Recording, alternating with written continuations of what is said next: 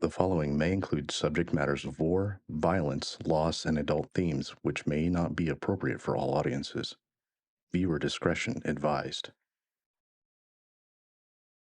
Previously on Darkeport. Episode 20. Nilishli takes a freshly re-injured Griff to the Hall of Healing, asking Marcus to accompany her. There, the true cleric asks her a series of probing questions.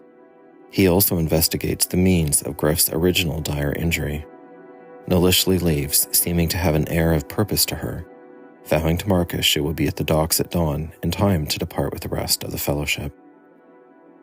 Merrick has further conversation with the Shire-born Kithki, who have just now arrived, continuing the trend of a very long night indeed. Their seeming leader, Tulla Oldhill, makes no bones about their purpose there. They aim to help the Kithki of Juramentum, not the Dyrathi, as they call humans. By the end of that interaction, Merrick has taken a significant personal step. He proclaims himself ready to tear down the literal wall he had built around himself and his long-enduring wife, Jasmine. In the pre-dawn gloom, he relays this to her. She weeps with joy, confessing that she had come to the conclusion that she could no longer live life in such a cloistered, paranoid way. Weisa continues her long and extraordinary day, revealing that Catryn had somehow attuned her to Figulus's hut, such that she is now able to open and close the barrier of force which seals it.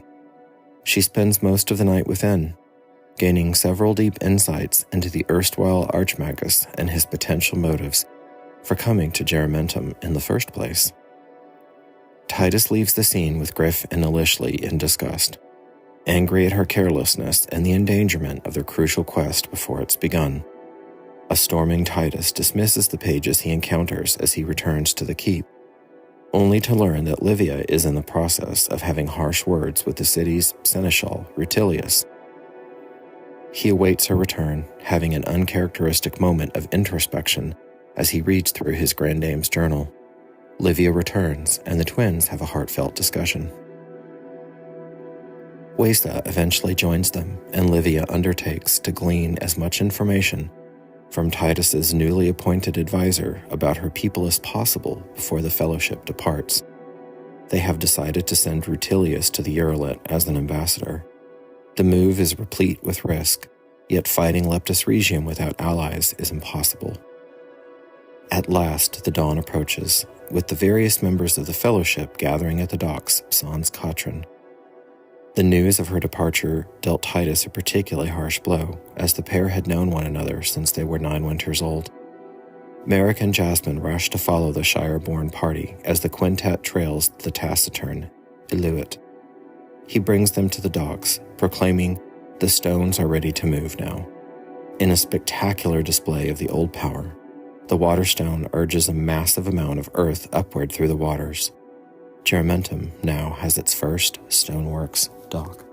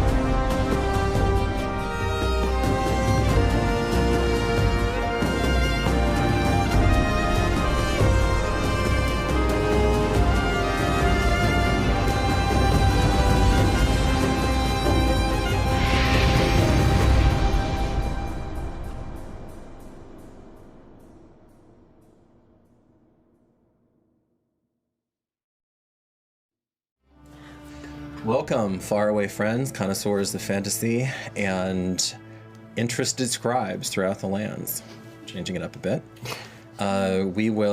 This is our final episode for a bit. We're going on a 3-week hiatus, and I believe we return on the 2nd of April, if I'm counting my Tuesdays correctly, but the dates will be available. Not to bury the lead, we have back with us a very special person. Hello. So, hello, Anika. We're delighted to have you here with us. She's here. She is here. And before anything else, I wanted to just say, memorialized. We talked last, you and I and the other founders spoke last night, but I wanted to say how amazing it's been to have you with us, and how you put your indelible stamp on a remarkable character. From the very first moment that you inhabited that character, you did an incredible job with her. I told you last night, this is now, I'm now going into my 40th year of GMing. So I've run a fair bit of prologues. Yours was like top 3. You got that character instantly. And we started you, I believe, at 5 winters old. We started that character. Mm-hmm. Yeah. Just a baby. So she was a baby, yeah, but she already had cutie. She already had, memories for years before that, so it was the place to start. And I wanted to. We do have a gift. She does not know what that gift is. I have hidden it in this room, and I've been very careful about. You find clues on your character sheet. Yeah, right. I have to do like a whole puzzle. It's Go here too. She'll be walking around the stream all night. You just hear me like, God damn it. Oh, you know what, Donnie? No. But I also, to mix meta and in-character bit, whatever Catryn would have left that I physically wrote out for you, go ahead and leave that for Weisa. It's all down here. It's all down there. It's all chilling. She's thick. Right. No, she's thick. She's thick. There's probably more too, and I'll send it to you. Yeah, awesome. So I wanted to ask everyone before we bid adieu to our own Catryn, who is those of you who've watched the stream for any length of time knows that she was the first member of the Fellowship. She was the first person as a player that I asked to join me on this journey, and you said yes. I did. You did. So I wanted to ask everyone if you could briefly tell me what your favorite scene was with Catryn. Any order. Does this have to be around the table? Do your job. That was absolutely my favorite. Just 100% like a sibling just argument, and then finally knowing that I was breaking down, you're like, Catryn's gonna do something she's never done before. He's gonna hug you. And I was like, oh, that's by far one of my. And that was episode 0. Yeah. Actually, which was never intended to be shown. So it's really funny. Justin, our producer, considers that, I believe, still the high water mark for the roleplay of the campaign. Oh, it was a blast. It's a really, really strong scene. Yeah. That when we were taking the journal from you of all the drawings and kind of like bullying, it was the funniest. So mean. Well, so mean. Any other takers? It's unforgettable to be in that tree together and, yes, have Tipo terrifying sounds surrounding us. And, yeah, I felt like we really were there for each other. It was really sweet. It's such a good bond. Yeah, very sweet. My favorite. Oh, sorry. You go ahead. I was saying, I don't think it was on stream either, but our journey down to Pollux. Maybe it was on episode 0. No, that's on episode 0. Just you refusing to be carried and yelling at Merrick for even trying to help you out because you were gassed. And that was, sort of the first, pushback interaction. The first one we had, actually, that was actually in mainstream. Aww. So, yeah, that was good. Cute. My favorite was like one that you were like very not active in, but you were with me for like the OA Kappa saga. Oh yeah, just chilling. Yeah, you were just waiting. chilling. Just like la la. But I I'm just remember here. like looking back at you and I'd be like, what do I do next? And just like having your character there, I was like, okay, like this is an emotional support animal for me. Yeah. And it was so good to have you there. Emotional support, Catryn. Yeah. I mean, I feel that way about Catryn for sure. Yeah. I love Yeah. that. For sure. I didn't really have too many scenes with you over as Marcus, but the one that I remember most was when I brought that dead body to you, and you're just like, "What is this? It's sticking." You're Why? like, "No." And you want me to do what with it? No. Ooh. Okay. I guess I'll do it, and then I just guess like. if I have to. It was just great, just watching you just run through it. Like, it was fun to me. Oh, that's awesome. It's a good one. Mine, obviously, was a difficult decision. This was a hard decision, but I think maybe this is the obvious one, but it's when, I believe it was episode 11, when you bid adieu to Figulus Neus and you said, I hope you find your peace. I still have that written on the side of my bed. Oh. Yeah, because you woke up. In the middle of the night, and I wrote it down. Yeah, that's how Dreaming serious Darkeport. that's how serious this Dreaming Darkeport. this girl was Literally. was taking this character. I feel. No, that just you understood that relationship between the two of them, and those maybe the last words those characters ever speak to each other. So Don't say that. He's still alive. I know it. He's off to the dead zone. what was your favorite scene? I'm still gonna say the chair. The chair was hilarious. You Always the chair. enjoyed the chair. Always the chair. The chair in the notebook. How could it not be? It was just so ridiculous. I rolled so high on the like ornateness of that chair, and I was like, yes, this is perfect. Catryn's priorities: humiliating company Humiliation. nobles, dragging them down literally into the Subtle dark. social Yeah. decoration, right? Yeah. But hilarious. So, I'm going to be interviewing you Yes. on Sunday, and that should be airing the last Tuesday of the hiatus. So we have some interviews in pocket waiting to come out.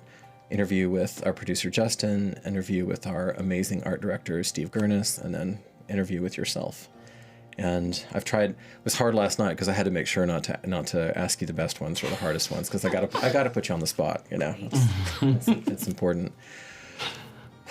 Well, my darling, you ready to get your gift? Oof, maybe. I'm scared.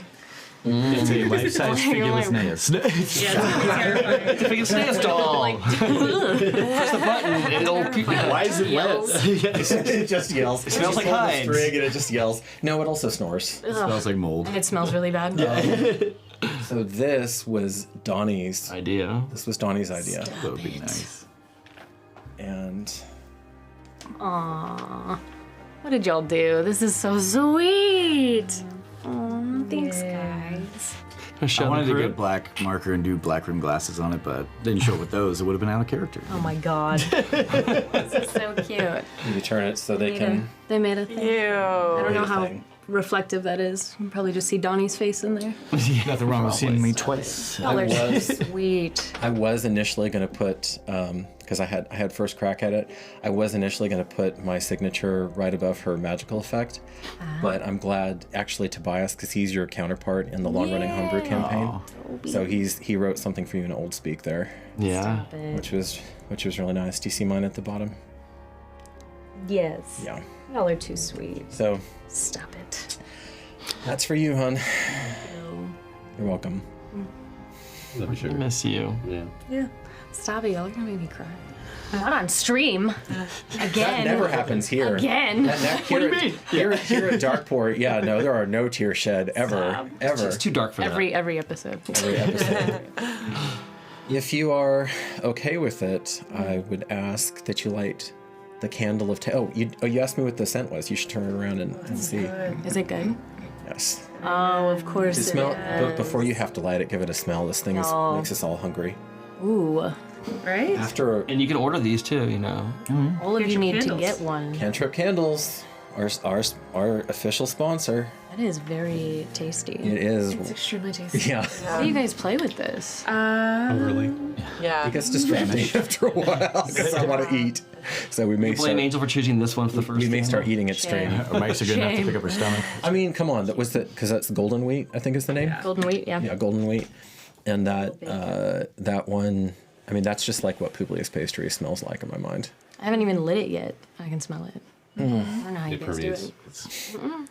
It's distracting, but it comes with the dice at the end. So. All right. So does anybody else want to say anything before we go? Before we make this canon and we bid adieu to Catryn for the nonce?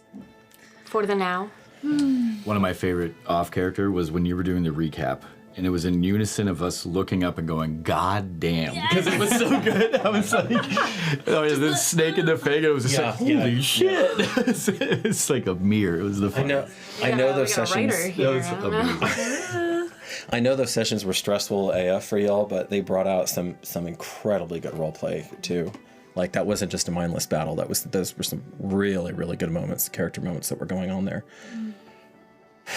All right, baby. And you wanted to light one, right? Just one. Ooh, it's up to should you. I light one and then you light one? Ooh. I think that's it. That's nice. That makes sense. You just don't want to light one. No, that's good. No, it makes sense. Let's not sing the whole time, you know? Speak for run out of air. What if we do sing the I don't mind that. You guys are wild. The whole time. I'll do it. All right, she's quick. Ready? 1, 2, 3. Candle of Tay.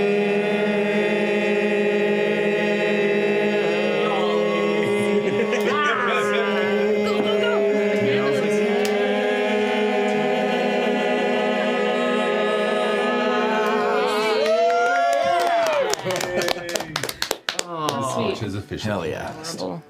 I'm a little lightheaded. I'll see you guys later. I held that note with you. You did the whole time. Good. That's did. impressive. And then, as the last Yes. lovely thing, you have all the access to the hut now. What's up? What's up? What's up, y'all? Don't break anything in there. I'm just kidding. No, I won't. Break everything.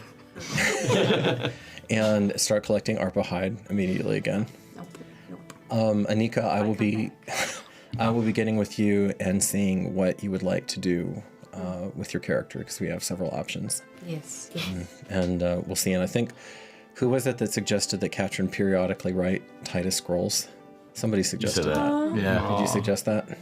If you want to do that and have special periodic scroll deliveries, I'm perfectly fine with that too. Ooh, yeah. just hand deliver and then Isn't that right? skedaddle. Who's that? Who? Yes. So sweet. Disguise self, anyone? Yeah, it's just that sort of thing. Cute. All right, baby. Well, you're gonna go. Yes, I do need to leave. Okay. Our beautiful Yeah. people. Love you, bud. Goodbye, beautiful.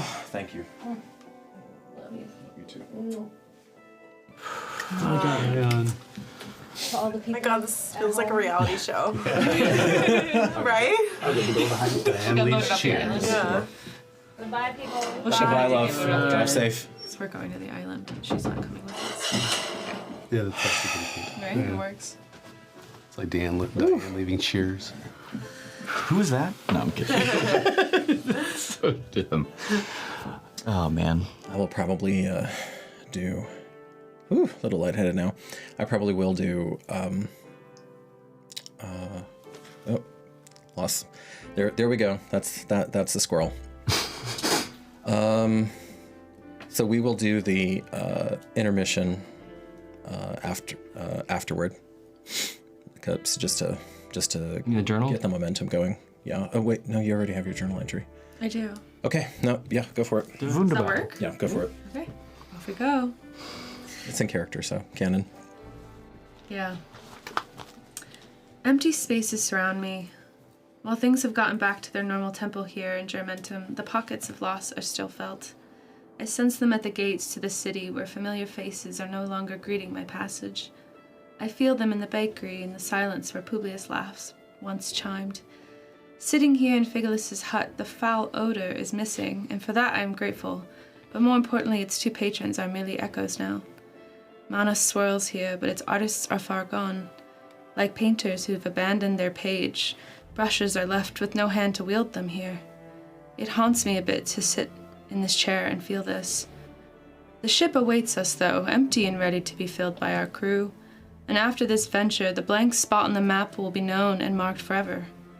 What awaits us, I have only hopes that is better than what is predicted. I know empty spaces must be filled, and I will do my best to fill these spaces well. I pray Juramentum is met with good things during our departure, that the space we leave here will usher in newness, freshness, protection, that Griff holds his oath and Rutilius is successful in his quest. Off we go. May Coatl guide our sails, and may the mystery be good to us. Wow. Love it. Empty spaces. I like that. Whew. Sorry, y'all. Just taking a moment here. Okay. So A whole journal of your journals. People don't want them. several things are happening all at once, but I would be remiss if we didn't spotlight Nilishli. So Nilishli, you had your conversation with Marcus over at the healing hall, and even though Marcus asked you a rather pointed, pun not intended question about how Griff had received his injury, and your character did not respond, and he also failed his he failed an insight check or two, and then finally got it. So he was reading you. But your character got up and she left, not with any kind of malice or anything, but what at that time, what I had for her, and you're the PC, so feel free to change this or override this if you want. But she was going to see if, before you set out on this huge journey, that she could try one more time from a somewhat different angle and with a different sense of urgency now, to communicate with Winter's Harvest and see if your experiences down on the hull of the ship had changed anything. Agreed. But she did promise that she would be there before the dawn. Yeah, that she would be there to sail with the dawn. Mm-hmm. So your character comes up, and you've had this deep time of reflection, with Winter's Harvest being oddly quiescent. So you haven't really felt too much from him. He's there. Make either an insight or an arcana check. I don't know which one that's gonna be. Oh. Let's do. Are you gonna tell me like something about what to add here? Okay. Let's do insight. How much do I add for insight again? Insight's -2. I think arcana for you is +1. Yeah, let's go arcana. Okay. 14. Oh, did you know? Did you decide, Allie, what skill you wanted her to buff up in? Okay, I did. Let's do that now. Okay. So that you have it for this Sorry, session. I've got it Sure. back here. It's important. Any time left. Oh, I'm gonna have to find it. Can I find it when? Yeah. Yeah. There'll be downtime. Okay, but it was at least a 14. So.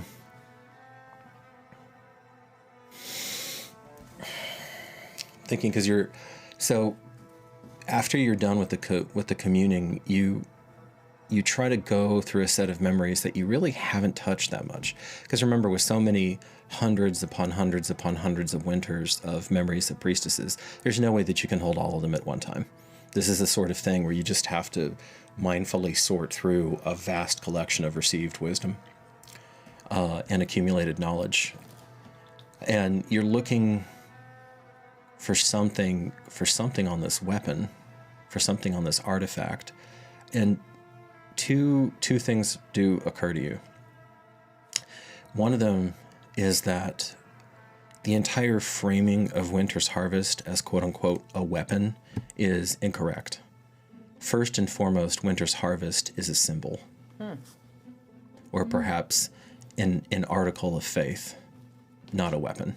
The fact that it's incredibly good as a weapon is really almost incidental to at least to the people who made it. Maybe not to you, but to the people who made it. The second thing is that it feels like the weapon is, the artifact, the symbol, is sleeping, ? Right now. but why or for how long, you're not sure. You know that it was fully awake and fully in motion when you were fighting with the Seneschal down in the hold, with the shadow creature down in the hold. But beyond that, you're not really sure. Okay. I'm assuming I'm kind of sitting like further away from the healing tent by myself. You might even have gone outside of the city. I'm not sure. Where do you want her to be for this? Arbor. Typically, I would go to the arbor. Okay. Yeah. And There's nobody there right now.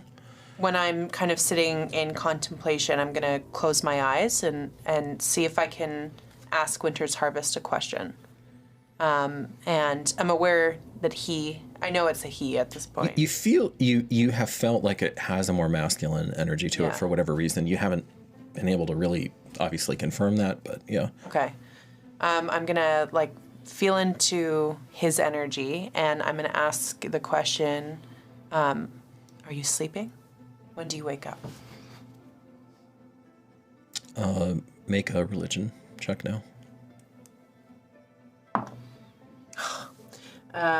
12. Okay.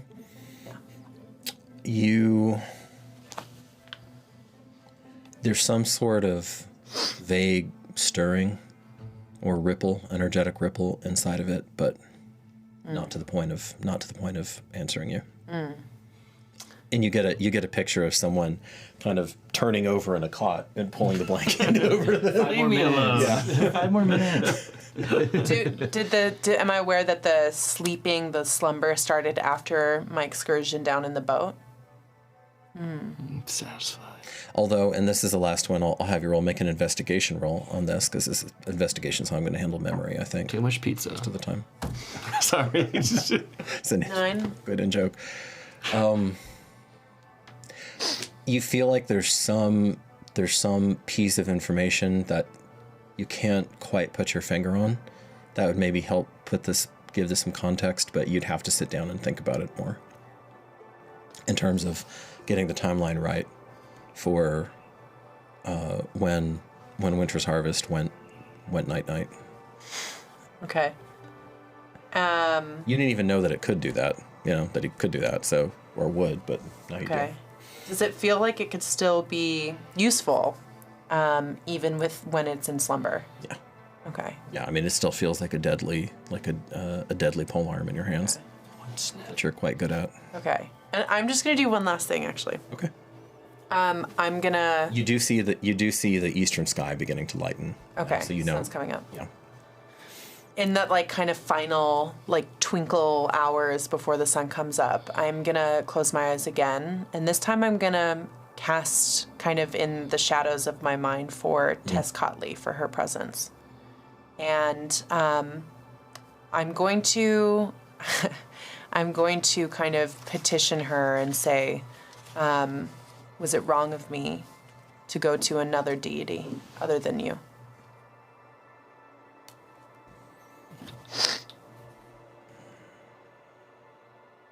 She does not answer. They sleep all the time, these gods. Do I get any feeling about? Make a religion check. Okay, come on, baby. Let's start waking up here. Wow. Okay, that's gonna be an 8. The wow threw me off. I was like, congrats. It's funny because what you actually do, what you do get in the arbor, in the truly the wee hours, you get a deep sense of peace and almost tranquility here, and you believe that you are experiencing the Magna Mater's presence, but you're not sure. How would I know? How would I know it feel like the Magna Mater's presence? It feels divine to you. I mean, it's subtle. It's a subtle thing. It's not. I mean, sometimes when Tiscotli, obviously Roth, announces her presence, it's announced. Yeah. In the case of Roth, you're literally getting beaten and taking damage while you're speaking with her. Yeah. In this case, Double bitch. in this case though, it's a presence that's that's unimaginably old. And it doesn't necessarily... you might even have an insight into the Kithki at this point, that the way that they encounter deity is fundamentally different from the way you do. And like to them, this might be slapping across the face, like the level of the fact that it's even in your conscious awareness that you can feel this peace. But other than the one horrific time, I don't think you were at that session where toward the end of the session where the poor Tamley Duchamp got murdered. Aside from that one, instance of shocking violence, the Arbor has actually been a sanctuary for 48 winters, because I think even when we played through the Utini attacking, I don't think they actually ever made it up into the Arbor, because that's not where they were focused. So there's been one act of violence in 48 years, a terrible act to be sure, but in a city surrounded by danger, this has been a haven. And you can feel that the accumulated weight of all of these Kithkis, generations of Kithki now intent, and their kind of reverence. So that's about the time that you hear some squawking. Why does he always have to do this when we're asleeping?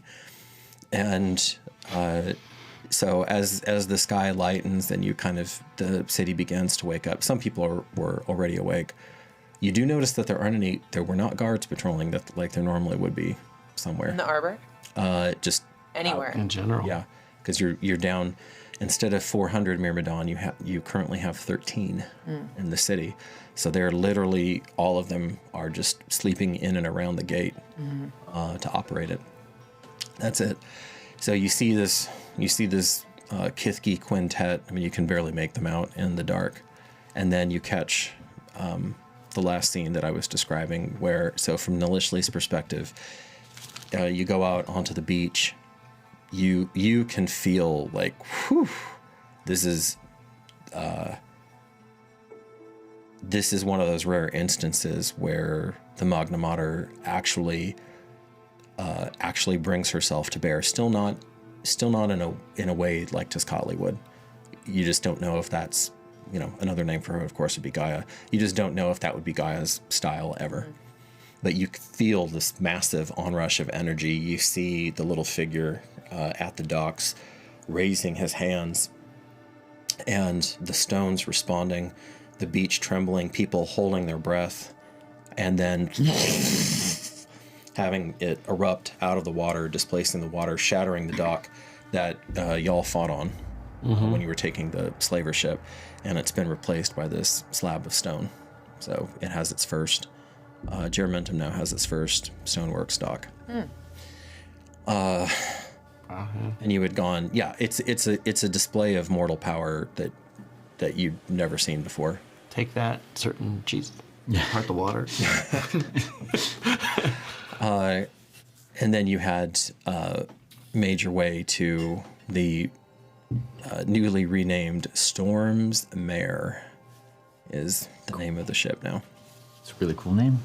Who thought of it? Yeah, who thought of that? Ooh, I wonder. we have a seahorse. Yeah. Forget horses. Seahorse. Of course, yeah. Good. I'm trying, Donnie. We're getting there. Oh no, we're getting there because Donnie left it on a very as a cliffhanger to talk to you on a very specific at a very specific point. So as that's happening, I'm going to go ahead and just knock Rutilius out really quickly here. I don't think this will change. I don't think you have that scene regardless because you called it last time, like calling shotgun or something. But not a big one. Livia does not walk to you. Remember, she had kind of stayed back for whatever reason, but just to let you have. Oh yeah, I walked back to them. Unquestioned sway of the scene on the docks. Well, she had Rutilius helped over to Marcus while this is going on. So you had kissed Alba goodbye. Just spent a little bit of time with her before we go. Yeah. And for once, your sister and your brother both show up, as the prospective basically heads of their families. And at some unspoken signal between them, they look at each other, and they actually manage to corral your children away from you. Cute. So that you can have a couple moments of breathing space with your wife. Quick question about Sevilla. Is she still growing? Like, is her belly? Okay, great. Perfect. As far as you know, but remember, it's been a total of 8 days, so you can't really tell. Her. It seems like longer. It seems like more because we spent 3 sessions on one day, but it's all good. All right. So Feels like 3 months. and then we'll go on hiatus, and then we'll no, we're gonna finish at least. Come back on the 36th. Actually, I don't want to say that. I do not want to challenge this group. It's like, really, Angel? So he's brought to you by some of the, they're really scraping the bottom of the, you've got like 10 and 11-year-olds helping this septuagenarian out to you, in a world where people croak somewhere between, usually around 40 or 50. And Livia's with him? No, Livia has remained at a little bit onto the dock. Mm-hmm. Obviously, she's having to put the wonder aside that just happened. Her practical mind is kicking in, but you have no doubt that you Titus and you Marcus have no doubt that she will intently study this once. Oh, for sure. Once this is gone, because this is a remarkable thing. But Rutilius gets shuffles over to you with the help of I'm gonna meet him halfway. The pages. Okay. Yeah, I'll meet him there. He's older. So, Rutilius. Ave, Marcus. Ouais. What can I do for you, mate? My lady has asked me if I would be so kind as to submit myself to your ministrations. I would be happy to. And I would be happy to receive them now. Understood. I'm gonna go on. Is he? He tries to start kneeling. Stand up. Okay. And I just take his hands. It's part of the process. Laying on hands and all. I suppose this is a new one for me. And I'm just gonna close my eyes. Setting our rising sun, facing that, because it's kind of his thing now. And you can feel the swell of power. You can feel yourself pulling in the light as the Lord of Light, Quaelathon, takes his rightful place gets closer to his rightful place in the heavens with every passing moment. I'm gonna place one hand over it and under it, and sort of just focus the light and the heat and the warmth from one hand up into the other, sort of like making a conduit through them. To close the circuit. Okay. Yep. Give this man strength. Give him life. Give him a new perspective of things, my lord. I ask you humbly as your servant. I'm just gonna let it flow out. Okay. Make a religion check. Jeez. Natural 20. Woo! Yay! The curse has been broken. No, dude. I was talking about you killed Rutilius. You're like one. I don't think I said this on stream or not, but I was like, Randy, we need to have like an exorcism for your dice or something. Exorcism. Yeah. Yeah. Oh, thanks. Ooh, just in time. There you go. Okay. So you feel the golden light there. Actually happy to be here. Light, easy, almost playful, as it runs down both of your limbs and into his.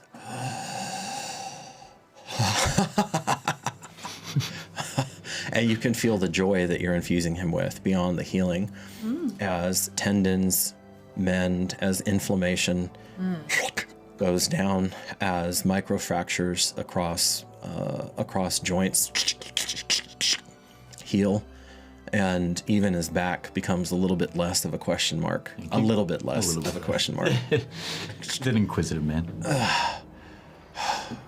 I haven't felt this good in a decade.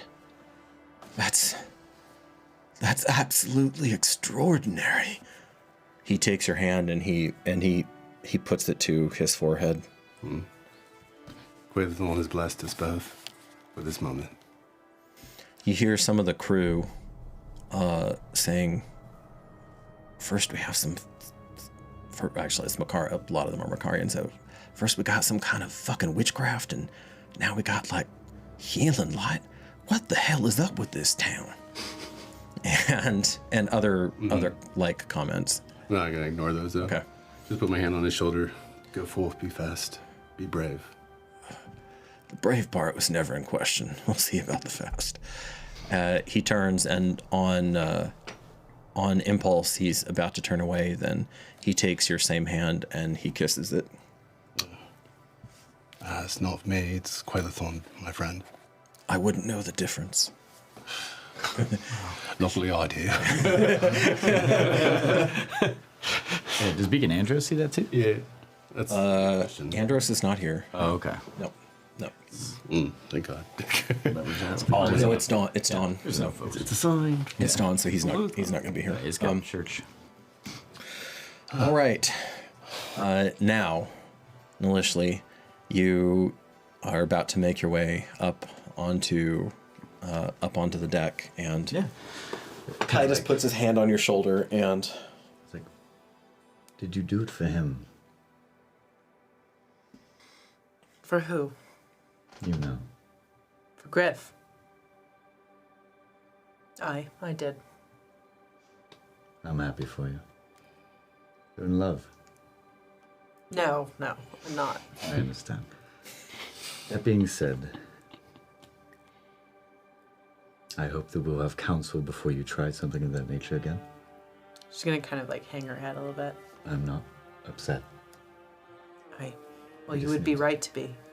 We just need to start trusting each other more. And then I'm gonna lean in and be like, also, by the way, everyone on the ship thinks that we killed a cursed monster downstairs. And they will probably be afraid of you, but at the same time very thankful that you did so. Keep up the charade. I know it won't be too difficult. Are they scared of me?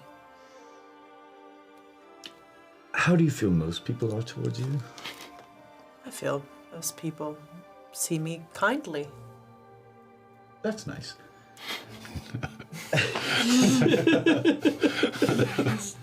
That's not in character, but they just are curious, as most people are. But it's a pretty good legend so far. Well, if we were to be sailing with these men for the next how many days? At least 6. They need to trust me. They will. And also, they'll definitely follow anything that you say. Just, we broke a curse. More importantly, you did. Curse breaker. I like it. I knew you would. Yeah. All right, come on. Yeah. Lisa. So funny. Where is Weisa during this? Again, with your passive perception, there's a little something that you're going to catch, but where would she physically be while all this is going on? Like by the ship, you mean? Because you would have finished you probably would have walked out with Livia, I think, because she did the extensive interview about your culture. Correct. Picked your brain for every possible detail she could think of. Correct. Yeah. So Weisa's a little groggy, but ready to go. You assume there'll be time to sleep on the ship. Correct.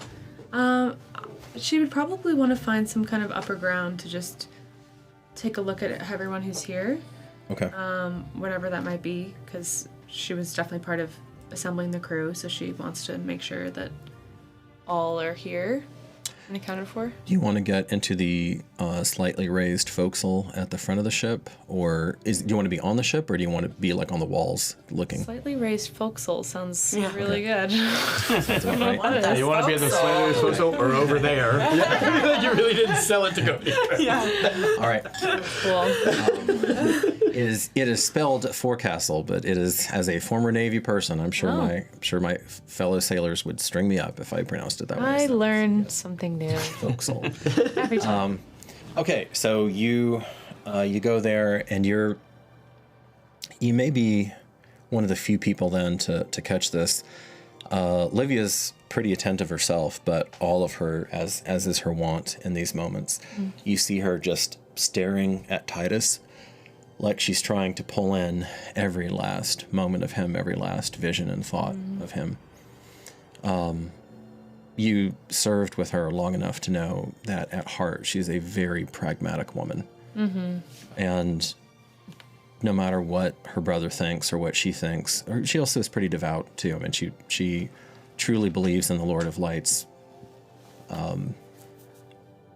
willingness to help and presence in this world. But you never know. This could be the last time she's seeing her twin. So she does not, you don't think she notices this, but you see this little interaction going on between Evander, the formidable chosen who held the western side of the tower basically by himself with a little bit of help from the crew, from Titus's old quad, and a certain blue-haired lad, Jason. Yeah. Not Tenderheart. The other Jason, little Jason. Blue-haired Jason. Blue-haired Jason, quick Jason. And you see Evander kind of hang his head. And Jason, do you want to actively try to dial into that conversation, or are you just gonna kind of watch it out of the corner of your eyes? You're watching all these other things. I'll dial in. Okay. I'll get the information. Okay. Make a perception or investigation roll. Wait, investigation or Perception. Either one. perception? That's going to be a dirty 20. Okay.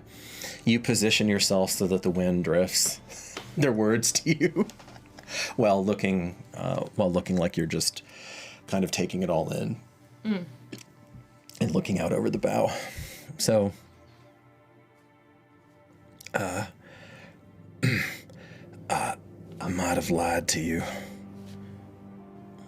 Lied? Why do that? What do you have to lie about now? Fuck.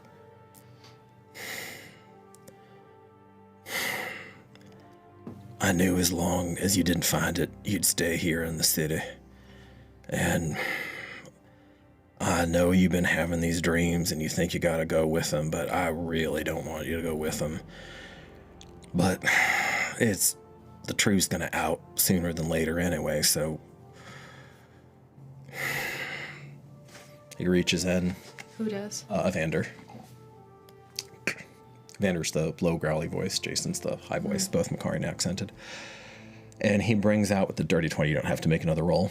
He brings out some sort of odd little necklace, but it looks like white leather. And for the strip, and it's some sort of small, barely blue crystal that it holds. You found it. You're not mad at me? Huh? And Jason throws himself on Evander. His feet are up off the ground and he's holding him. And Evander starts laughing. He's holding the crystal in one, ham-sized fist, and is kind of twirls him around for the other, and finally sets him down. I was afraid it was lost forever, but you found it. Oh, blessed Lord of Light, you found it. Yeah, it was never actually lost, And you see Jason's eyes just get huge. His crystalline eyes get huge, and tears start streaming down his face as Evander, with supreme tenderness, puts it around his neck and reties it. And you still think I gotta... Yeah, they need the help. And I know you don't think it's much, but you actually do kind of have a rep back home. You need to go, and I don't think I'm going to do any help for you at all. In fact, it'd probably be more danger going that way than this way. And I don't know why, but they're going to need me. But I don't know. They can still turn me away. So if they do, I promise I'll go with you. All right, then. I'll get everything ready. Yes? Nothing, just fucking be safe, all right? Don't make me regret giving you that fucking thing.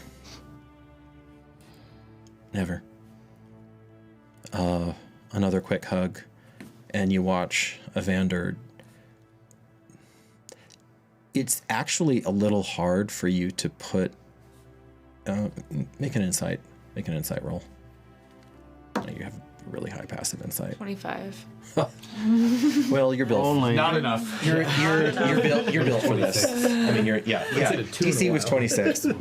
Hey, Abria Iyengar in one of the sessions on Dimension 20 said inventing democracy was a DC 25. So 25 is pretty good. Love that. That was really funny. You watch Jason run, and he's very easy to read. You just see exhilaration. The only nuance, and you're reminded again that he's extraordinarily fleet of foot. He's far faster than anyone you've ever seen running. The only really nuance to him is that the exhilaration comes from someone being allowed to be back on their path with a capital P, as though he had taken some long, even horrific detour for a while. Because remember, you found him as one of the slaves on this very ship he's about to sail on and run onto. So that's really the only nuance that you catch there. With the Vander, surprisingly enough, it's far more complicated. You see a mix, just a whole bunch of conflicting, sometimes contrasting emotion. You see him kind of slap his own head as he's watching, like, what the fuck did I just do? There's obviously love of what type is, you think even he doesn't really know or is able to. It's somewhat inchoate yet. But the thing that you get that with the 25, you don't think he would even understand at this point, is that what he's feeling, because he has a very limited inner world in terms of emotion. He strikes you. Evander? Yeah, Evander does. What he's probably feeling, or certainly what you've seen men feel in situations akin to this, is for the first time in a bloody, long slog of a life filled with violence and callousness and only the crudest kind of pleasures, he's seeing something almost otherworldly in that other person. And in that raft of optimism, faith, indomitability, all of it. Whatever horrors Jason has experienced, they have not corrupted his soul.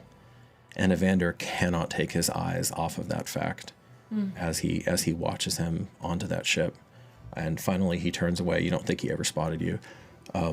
He turns away and kind of angrily wipes out his face and then stalks off. So,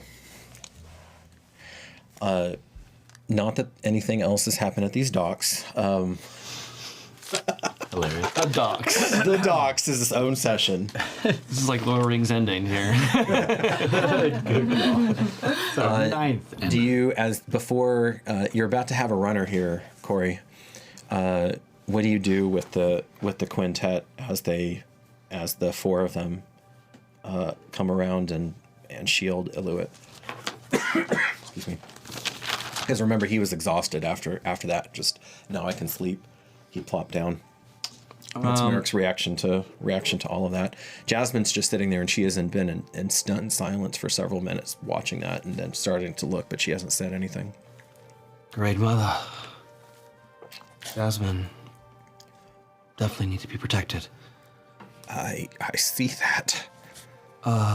This is my wife, my seppu, Jasmine. Oh, okay, so you would approach them. You would come up approach to them and make introductions briefly. No, they met Jasmine. They did. That's right. They did. They met her last night. Yeah.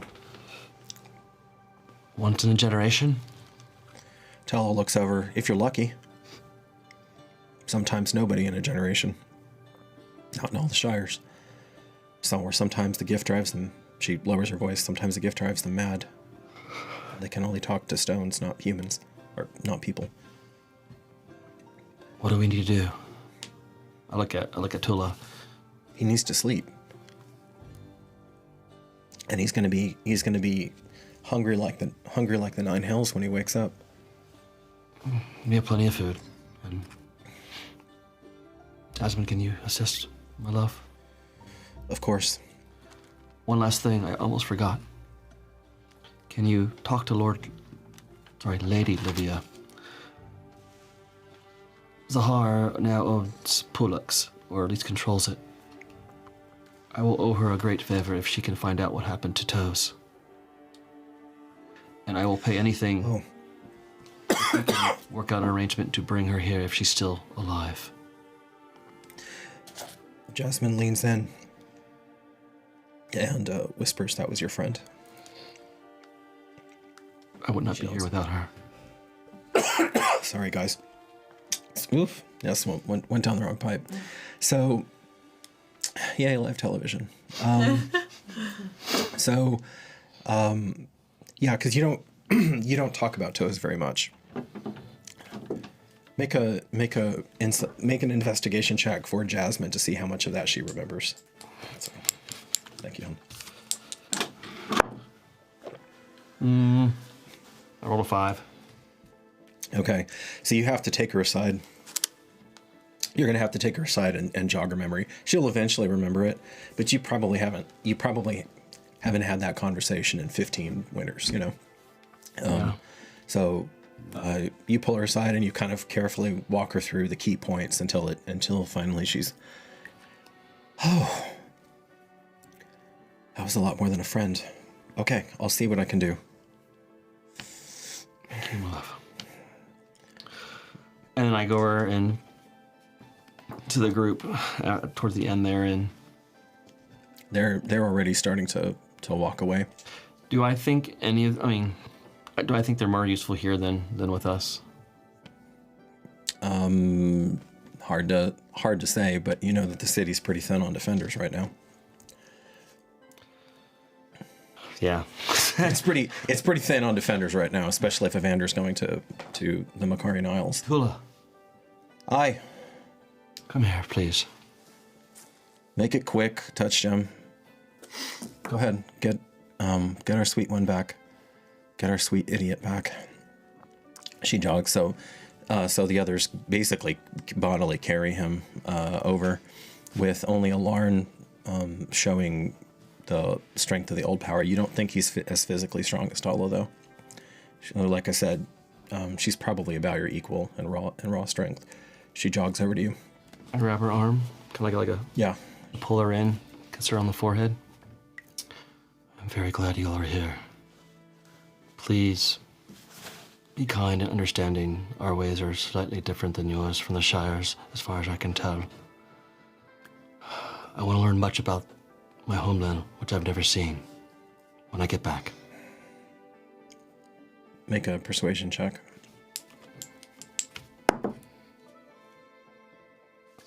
17. Persuasion's probably going to be 16. Okay. We'll do our best. Thank you. She gives you a little smile. May you never hunger. May you never thirst. Also touched him. That was a weak ass kiss, and she kisses you on the lips and lets you stop her. I don't. Okay. And then she turns. Playboy. Then she turns and she leaves, giggling to herself, laughing a little. Okay. And as that's happening, Domini, and it's a woman, a Kuand woman with long dark brown hair and skin of a similar hue, running down the docks to the Storm's Mare. Yeah, I'll walk up and greet her. Do I recognize her? Probably not, but make an investigation check and see if you remember her. She's only tangentially. That is a dirty 20. Nice. Okay, you would remember her from breaking the news to her that you remember that one of her boys was killed in defending the homesteaders from a Nutini raid last winter. Okay.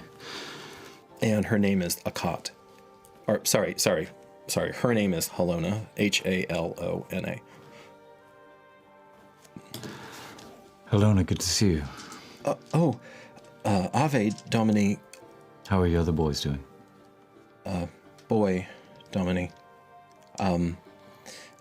That's actually kind of what I wanted to come and talk to you. I know you're very busy, and I'll always make time. She wipes the sweat from her brow. Do you mind if I just sit on those crates for a second? Absolutely. And she sits down, and you can see her clothes are soaked through. I'll reach down and get like any type of water flagon or Okay. anything like that. She gratefully takes it and downs some water. I have a tide to catch, but No, hi. You do, my lord. My daughter, my 12 winter headstrong stupid daughter, Akat. She and that with that 20, that you remember some chatter about the boys, about a 12 winter girl who was beating all the boys at archery. Do you remember the girl that you passed on the way here? And do you remember way back in episode 4, there was a headstrong Kuin 12-year-old who was getting fixed up while you were reuniting with your son? Do you remember that? Yep. Well, here she is. And here she is resurfaced in the narrative. love it. And so Halona says she's insisting that there are already pages that are her age that are going up and taking the oath and being, forgive me, Domini, what's the word? Inducted? Anyway, into the Myrmidon and Initiated. And I've lost my brother, and my husband is out in the 2nd century. And okay, now this is not you remember this, and I have a 10-winter-old son, but he's lame and probably not going to fight, and there's so few of us left. Will you please forbid her from standing watch up there? Please. She actually grabs your hand and like squeezes it with both of hers. Please. Halona, there's a problem when it comes to a freedom of a city, for they are up to their own choice when they are of age. If that is what she would like to do, I have to leave it to her decision. Her hands go off of yours like you burnt her. That's what the cost of freedom is. We've all paid for it. She is 12 winters, Titus Metellus. Until she is of age, when she's 16, and then she can make her own decision. Till then, she's under your parentage. Some heads come up and start looking at this. You see Livia's eye. She glances sideways, but she has not yet injected herself into that. I cannot be asked to take charge of their decisions. That's not what a lord, at least here, does. So for the next 4 winters, I can bar her, then. Till she's of age. But trust me, taking the decision away from some, especially when they're young, can make them very, very resentful. Even pressing upon other honors or duties that they do not want. And I'll lean in very, very close for no one else to hear and be like, sometimes even a lord doesn't know how to be a lord. That being said, let her be herself. Her chin comes up. I will gladly weather that storm if that means that my daughter stays alive, my lord. She stands up kind of stiffly and actually gives you a bow and walks off. You see Olivia glance over her, but says nothing. Okay. Give me all these family problems. I will note Therapist. that. Yes. Hold on. Quick question. Was I still on the docks when this conversation happened? You'd have been on the Are you?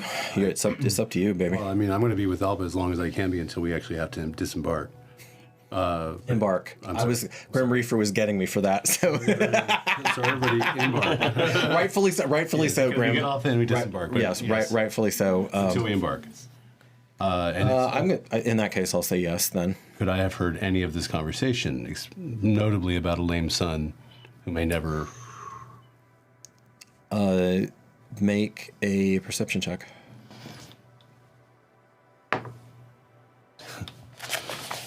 11. No, 12. You heard, or you couldn't make out all of the words. You couldn't actually make out many of the words at all. But there was an urgency and a desperation to her that just and you did hear the tone of the words. You did catch the way that she answered him when she said son, singular, as though there had been yet more tragedies in this already riven family. So that goes, that would come up in Marcus's mind as the patriarch of his family, that there's some heinous crap there. Got it. Make a note of that. Okay. All right. And with that... Wait, I gotta go to the bank. I gotta go to the post office. Wait. I'll be right back, guys. I found my shoes. I hate water shoes. I need Landis. Step on rocks. We need the Leptis Terrier mascot on the ship. Sunscreen. Oh, I'm an idiot. Yeah, that's right. And speaking of Leptis Terriers, there's a last minute arguing going on, and the second mate says, "No, absolutely not. Keep that. It's not going to be safe, and we don't know if this lord even likes Leptis Terriers. Keep that on land. Unless you're going to interfere, the second mate is going to carry the day, and a Leptis Terrier that had been, you don't know what the deal is, but one of the crew is trying to take a Leptis Terrier on the ship. No. They're good for rats. They're good for rats. That's not proper. No, Okay. we don't need that on the ship. Okay, and the Distractions. the crewman breaks protocol and glances at you imploringly with the squirming I Leptis Terrier. understand. And what if we go down? Do you want this creature down with us? He'd be lost without me. And the second mate says, "Shut your face, turn around, and bring that dog back to whence it came." It's going to be an orderly ship. Orderly. Yeah, I'm getting that. And he turns around and kind of shuffles off, Eeyore-like. I'll walk up to Weisa and just be like, "Heavy weighs the crown. You're being really good at leading." That requires a lot of tough decisions. With great power. Spider-Man. Alba tells you, "Ubs, I think that's you." Well, it is. Gonna be all right. More than just don't go in all these stories about sea ags and. Well, let me say, Quelithon guides us and protects us. Pretty much. With that said, I'll talk to Andros, speaking Andros today, and he's going to allow the devotions to continue. So while you do not need to hold the space, would you at least lead the new ones in the song? The family's been doing it for generations. Well, at least 2 now. But I think Long enough. I think you can handle it. I think I can do that, Ups. Although you sound much. I'll just imagine you beside me. I'm always beside you. You can always feel me when I'm here. I can at that. Mind the little ones. There they are, precocious and brats. That last one. What a stinker. We need to have another. Been working on it. Oh, no. So let's do some extra praying. Get a room. Tom, I love you very much. And I'm going to hold her and just give her a nice, beautiful kiss, and then just all got to go. She whispers to you, "I'll see you in the clouds, Ups." I'll see you there, too. Turns and her hand lingers on yours. Would I have been smart enough to bring my articulated plate even if I'm not wearing it on the boat? Yeah, that's been packed. Okay. Even if you hadn't been smart enough to do that, all of the people who are responsible for the logistics are Perfect. have done that. Doing this proper. Yeah, because you did have a whole extra day of preparation. Excellent. And I'm gonna back up towards backwards as I'm just keeping my eyes on her and just until I get to the gangplank. Then I'm gonna go on up because I'm not gonna fall into the water. That's gonna be terrible. This is, although obviously you've never gone sailing off, you and Jasmine have your own vocabulary. You've gone out many times over the decades. Yeah, even last episode, I considered that the ending component of it. So she gives you a kiss. She smiles after Tulla and it's like, all right. She doesn't seem put out at all though. Come back. You are always my rock. I will. She laces her fingers with yours for a second and then goes. I give her a strong kiss as well. Okay. She does wait for, she's one of the last people to leave as the ship, the trireme, the repurposed, perhaps exercised trireme. Curse breaker? I'm talking about. begins to make final preparations. Gangplank gets pulled up and sails are unfurled. Obviously not fully because that's not going to happen until you get out of the docks, but the winds are with you.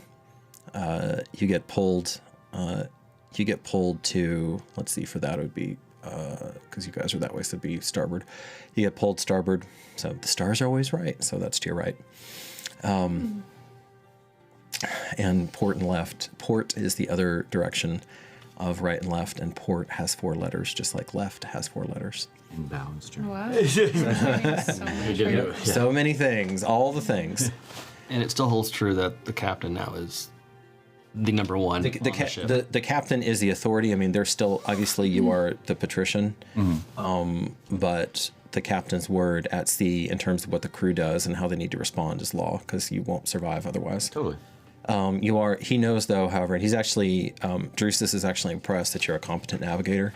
So he's going to have you working out any navigation issues with him. Sweet. And he actually has more maps than your maps and charts than what are currently available in Juramentum. So you make a note, like we need to. Oh yeah. At some point, somebody needs to, a competent cartographer needs to copy this down, so that you can transmit that. And he's already said it's no skin off his back. Yeah, absolutely. Wunderbar. All right. And away we go. How are all of these characters? This is the first time that y'all have ever set sail. For some of you, it's literally the first time that you'll have ever been farther than half a day out from Juramentum. What's going on with all these characters? How are you picturing them as you're pulling away from the literal and metaphorical safe harbor of your home city? Eric's gonna ask Domine, with your permission, may I ask the captain if I could take the nest? Keep eyes out. I've already made the arrangements. You have the best eyes on the ship. Thank you, Domine. Anytime, Centurion. I assume you let Jason onto the ship. Sorry, that slipped through in all that chaos. Oh yeah, I didn't know. You turned him away. Get out of here! Yeah, go and get. No, he's yeah, absolutely. Okay. Because he has sailing experience, not just rowing. You don't know. Okay. Don't get in the way. Yeah, just gotta. Welcome to have you. Thank you. Anything else we need to be aware of here with these men? No. So, Weisa, how is Weisa feeling?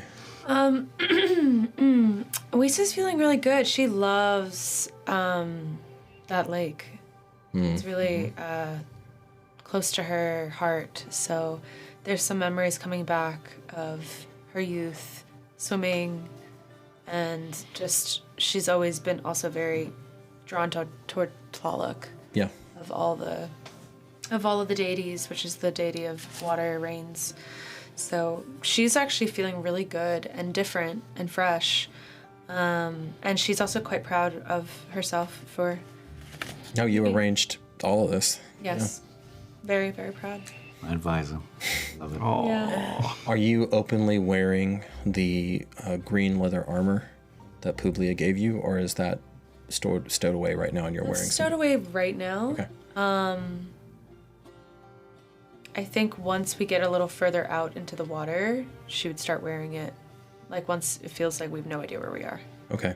Let me know when that transition happens. That might be important. Okay. I like how you said that. I don't like it either. How is Marcus feeling as he leaves Alba for the first time in his entire life since they've been joined? Nervous, like real nervous. Yeah. Because this is his, I mean, he's been on fishing boats before, but this is the first time he's ever been on anything this big and this far out from land. Not even, not even close before. He doesn't do very well on the sea. As we're going to find out, yes. Yeah, well, yeah. Just, he's excited about the prospect of what's coming, but he's never taking his eyes off the land until it's actually out of sight. So just going to stand there at the railing and just watching it. Because he's never seen it this far out before, like this kind of panoramic view of what the city actually looks like. Kind of crazy. Yeah. You see the walls, you see the docks, you see the fishery, you see further out the mouth of the Great Kogi River. You see further out how tiny the city is in comparison to the vast riverlands and the forests that are around it. It gives you some sense of scope and perspective. And then when you turn, it's literally water for as far as you can see. Yeah, that's a little scary. That's just water for as far as you can see. Reasons why we weren't part of the fishing families. But yeah, just excited and nervous all at the same time. But not sad. Like, not sad that he's away from Alba. Because he knows that he'll see her again. That regardless of the circumstances, Okay. he will see her again. So Okay. So even if he died on this trip, Yeah. he would still see her again. Exactly. Okay. No, that makes a lot of sense for that character.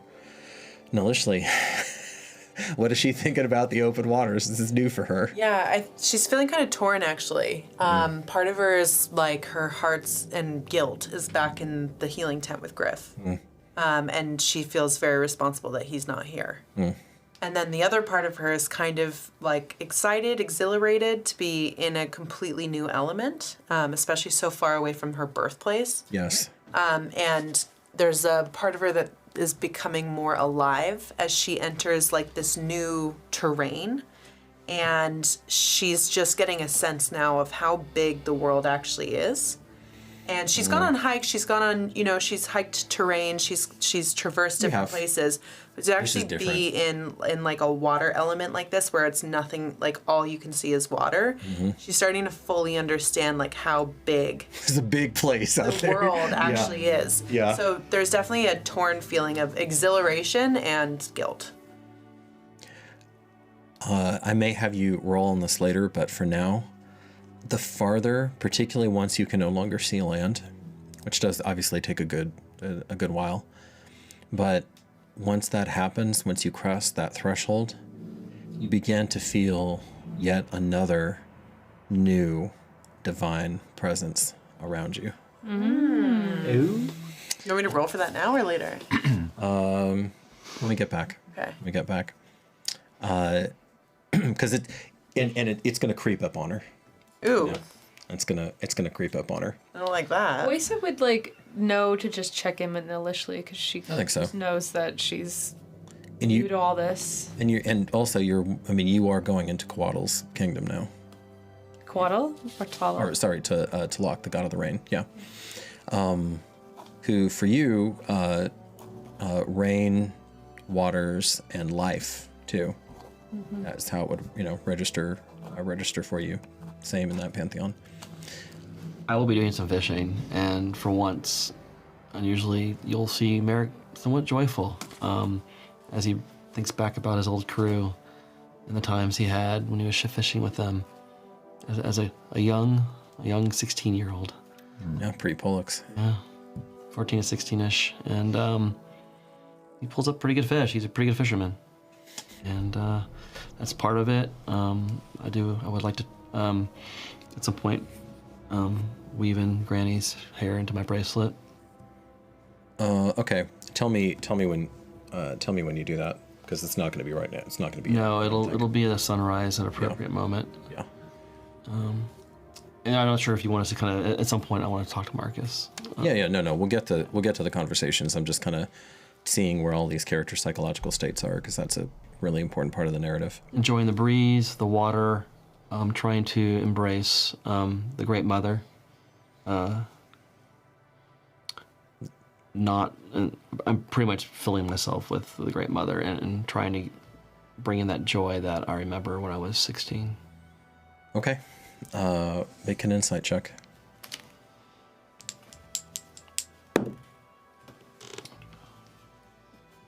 That will be 17. You can certainly feel the Magna Mater here, although you are alarmed to note that your connection to her feels more distant than the last time that you really checked in, and that you haven't been trying to check in with her very often lately. More lately, but there had been a span in there where that's not where your attention was. And the other thing is that you can still feel... 17.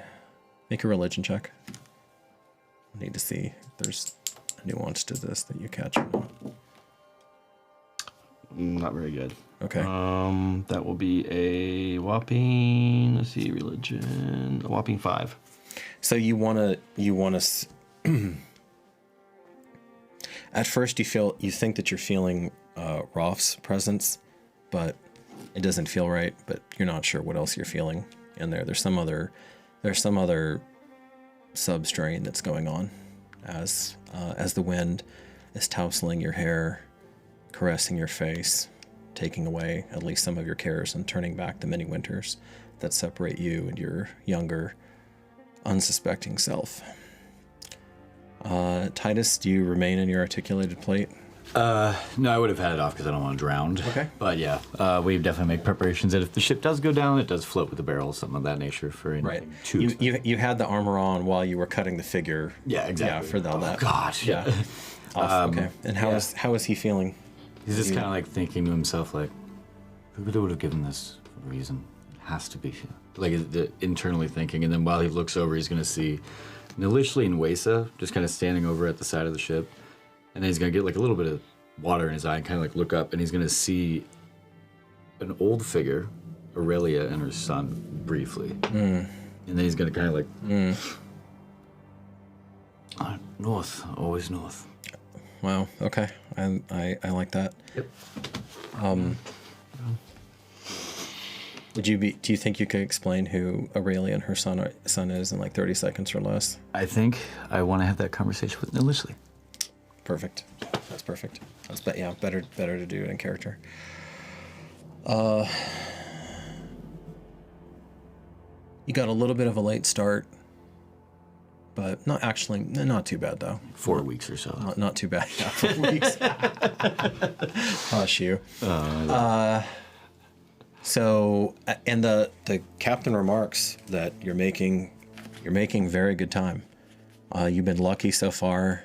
Because remember, with a skeleton crew, this should have, even as on the smaller side of Trireme, you should have closer to 140, 150 crew members. So really, you are not a rowing ship now. No. You are a sailing vessel, and if the winds turn on you, you're in trouble. Mm-hmm. But so far, somebody likes you out there because you've just been doing your thing. Please. Yeah. You just been. Can't wait to see that argument. Come on. Your God's wrong. As that's coming out. The waves carry you. Yeah. And let's try to remember the one that was. I'll look that up later. Anyway, yeah, and you make it through morning. How so you have ample provisions. Let's see, you have about, just make this, fortunately Jason doesn't eat a lot, so he doesn't really throw off your count. 20, 21, 25. So you have 25 days rations for the Yeah, 20. Yeah, so with 25 mouths to feed, more or less, because you have some bigs and you have some littles. So we'll just say it basically evens out. And you had provisioned for I'm going to say you have maybe 200 days on the ship. So you have How many days? 200 days. 200 days worth of provision. For the 25. Yeah, for It's the like, we have 36 days. No. For the 20. Yeah. Screw Juramentum, guys. I ain't going back. Like, what are you doing? No, basically because the trip ostensibly should be 2 days there and 2 days back, and then however long. Now you are able to fish, on your way there. Presumably, if you, for whatever reason, you're on the island for a long time, you could probably forage and hunt. But unless somebody wants to lobby for more, and You said how many days? 200, so really that would be And we're supposed to be 12. gone for 2 days? it'd be about 12 days at full rations for 2 everybody. days, 200 days per of To individual total, food. right? Yeah. I would have probably brought a little extra. Knowing you, yeah. Yeah. Absolutely. Just Okay. emotionally, you never know what's going to happen. What do you emotional Colin fruit tart? You never know. You never know. Support tart. Yeah, support darts. It wouldn't be that much. It would probably be some kind of small trunk that I filled with treats and some fruits. Okay. That's just there. It's Okay. definitely not going to last It's not going to Very feed the long. ship, right? But but it's something. okay. Note that down somewhere. I'm gonna note down Weisa's stash. Adorable. Is anybody else bringing anything specific, like provision wise, that wouldn't be on the ship? So you have ample replacement for weapons. You probably have extra shields. You have a bunch of arrows. You have more arrows than than you're able to carry. Bladders of oil at for a time. torches. Yeah, you're gonna have plenty of torches, plenty of oil. Juramentum's shields. not hurting for any of that. Yeah. And like I said before, you did take an extra day to provision and logistic out. So the ship's pretty. I took that into account. The ship's pretty good. Okay. That sounds good. Somebody who wants to take the first conversation as the ship goes on, and we'll say that it's about high sun now on that first day out after getting a late start. I'm studying over those maps entirely, just trying to commit anything to see if there's any type of clue or something of nature to the island. And just kind of going through that and having discussions with the crew, but not PC motivated yet. Make a navigation roll for that, Donnie. That is 9. Okay. God. Note down that right now you're struggling. The captain is going to walk you through it, though, as long as you don't mind getting help from Captain Drusus. Oh, yeah, not at all. And at tomorrow, you can roll that again. Thank you. And tomorrow, you'll be able to do it with advantage because he's going to walk you through the maps. Yeah. That's nice. Yep. Excellent. Go ahead, Corey. Who are you going to grab? So yeah, Merrick, at some point, he's gonna approach Marcus. Is this a day one conversation like he would have had it that day? I don't want to shove it onto you if you don't want. That one could, it could be a day one. Okay. That one specifically. The other stuff up for later. So yeah, I think day one, towards, what time is it in the day? High sun. I saw. They're more or less. So I want to find out if he's okay and. Well, Okay. he's definitely on the ship, on the deck, Yeah. enjoying the high sun, because this is his communal time with Quelithon is at the highest peak of time. So it's more like he's just sitting there, legs crossed, Almost like a meditation. soaking in the sunlight into his face. Off to the side. I imagine you off to the side. Yeah, so I'm not in the way on of top anybody. on top of a crate or something. Yeah. whatever. Okay. As long as I'm not in the way of anybody from doing actual work, stuff Okay. like that. Are you enjoying the sun and the waves, Marcus? That's a good question. Am I enjoying the waves? Now, I know. Is he holding on? I know what you said as a player. I know what you said as a player. I don't remember, Randy. Did I actually have you roll, or did you just decide as a player you wanted him to have I figured he was going to have a hard time with this. I can roll if you'd like. No. To see how much of a hard time he's having, but No. You go with it. Go with it. So it's that. I have brought some sort of I don't know what it would be, ginger, something to help with seasickness, whatever that You're not a healer. No, that wouldn't have occurred to you. It never occurred to me. Stay in your lane, Occur to Mary. you. Stay in your lane. Do you have? But I've done sea stuff, and I've seen seasickness. So. You've never sailed before. Okay. Do you have medicine as a proficiency? Oh, that's proficiency? I don't think so. If you have medicine or at a higher DC, if you have nature, I will let you roll to see if you brought it with you. I have nature. Yeah, as a- Oh, no, not proficiency, no. Okay, so neither. Okay, all right. With it, because that it's not. I won't go on a proficiency rant right now, but proficiencies, of course, as the Saturday game has already heard, is not just a +2 or a +3 or whatever. It's also a mindset and a depth of experience. Knowledge, yeah. So yeah, if you would have been thinking along those lines if you had medicine. Got it. But anyway, okay. I have found in my life that Quailithon often gives us trials and tribulations that he believes we can handle. I'm having a right hard time with this one. I feel I can get through it. Eventually.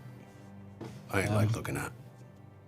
You'll be all right, mate. Well. And somebody gives you a nice hearty slap on the back as you're holding onto the railing and he walks by. Hilarious. Can I thanks, make sure, friend. hold on, make sure he's okay? I keep my arm out there and like, Yeah, I've got a almost like a white knuckle. You've got a death grip on the railing. is this a gonna good do it, time mate. to? Are you able to talk and speak or focus, or are you Oh, that's a good time as any. maybe a distraction from? It's as good a time as any. What's on your mind, friend? Oh, quite a bit. Even with the seas, a lot of time to think. I remember your words in my hovel. And I don't know if it's a good time to speak out here about it, but Well, you're most comfortable with that. If you want to talk here, we can. If you'd like to go below, we can. Quailithon sees all. I don't like below. Then we sit here. Enjoy the sun. The great mother, the sea, the waves. You were indicating that there's something I need to do. There are things you need to do. But what do you think you need to do first? You've had a little bit of time to think about this. Where do you think the blockage comes from?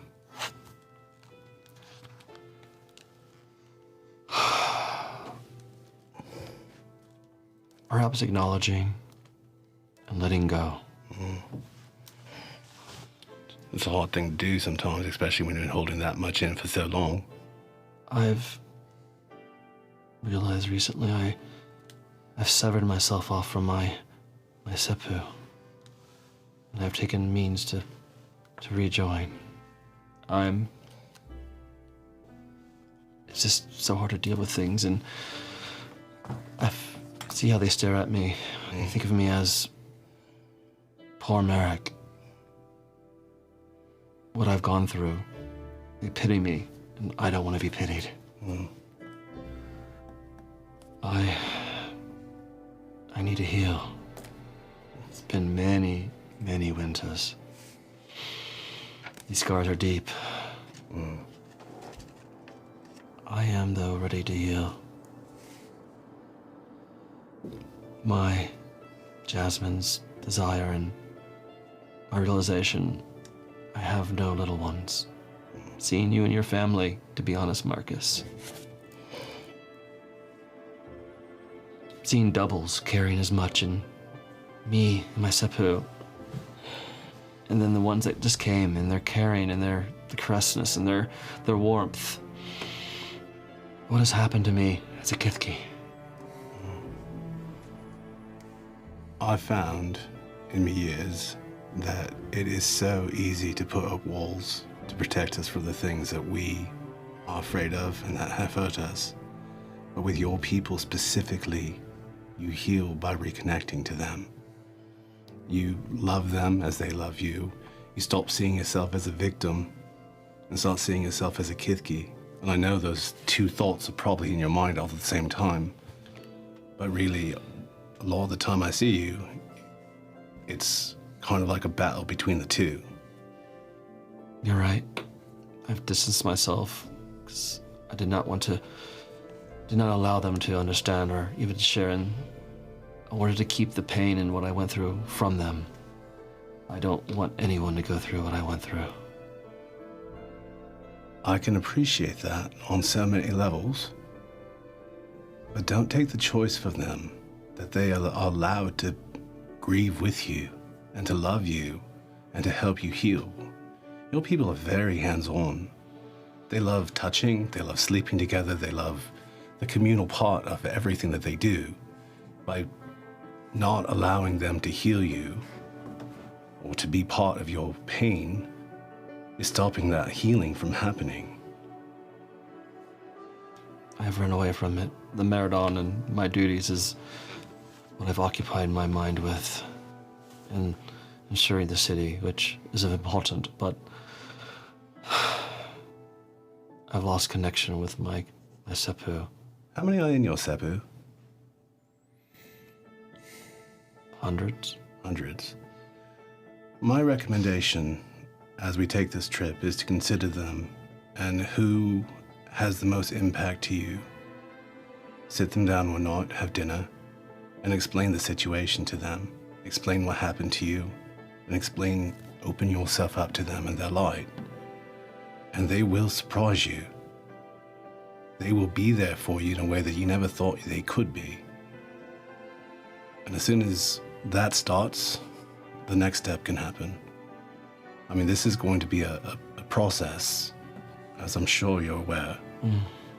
And it's not just some magical wave of the hand and suddenly things happen, although that would be lovely. This is more about taking that victim and letting it go. Seeing the love Jasmine has for you, that your other Seppu have for you, and accepting that into your heart. And connect to the Great Mother again.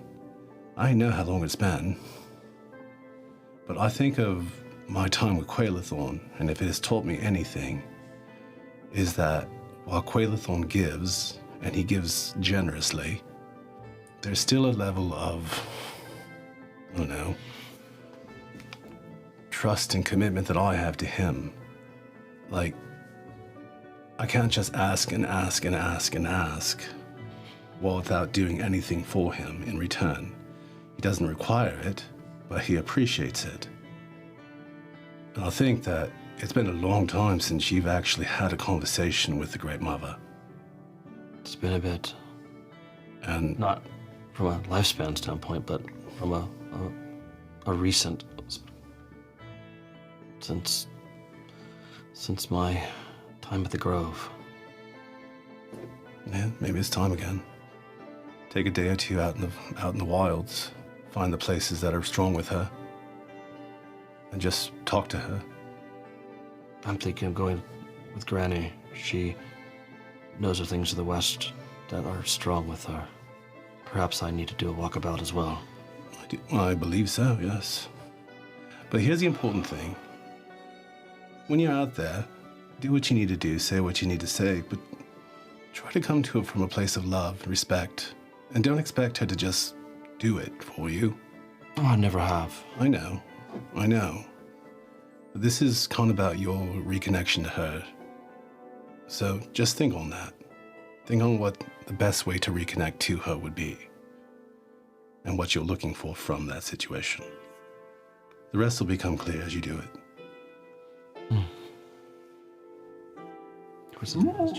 Yeah. And now comes my lunch right out over the sea. So, yeah, your sincerity makes you sick. as we, I know, as we get toward our intermission, I know we kind of got thrown off track a bit in the best sorts of ways because we were bidding Anika and Catryn adieu, at least for now. So the winner of the morale points from of MVP from last time was Titus.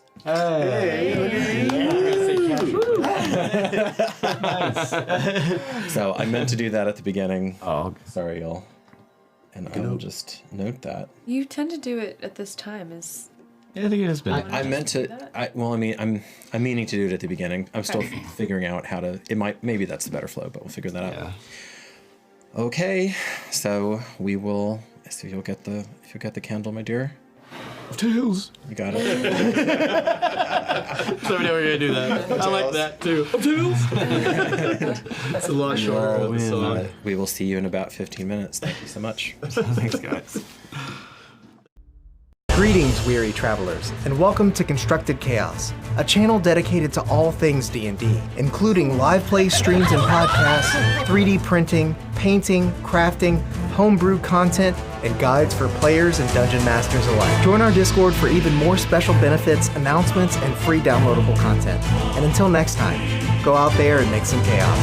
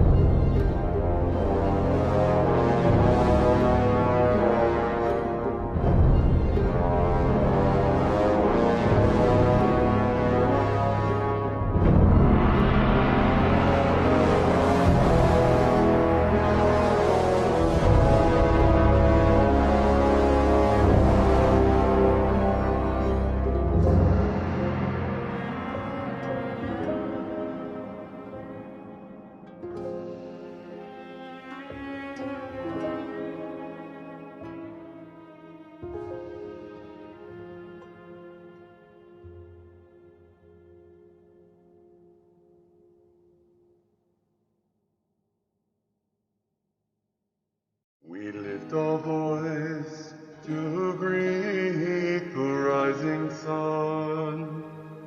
Your splendorous touch burns away the dark. With a soft golden hue, your world is made anew.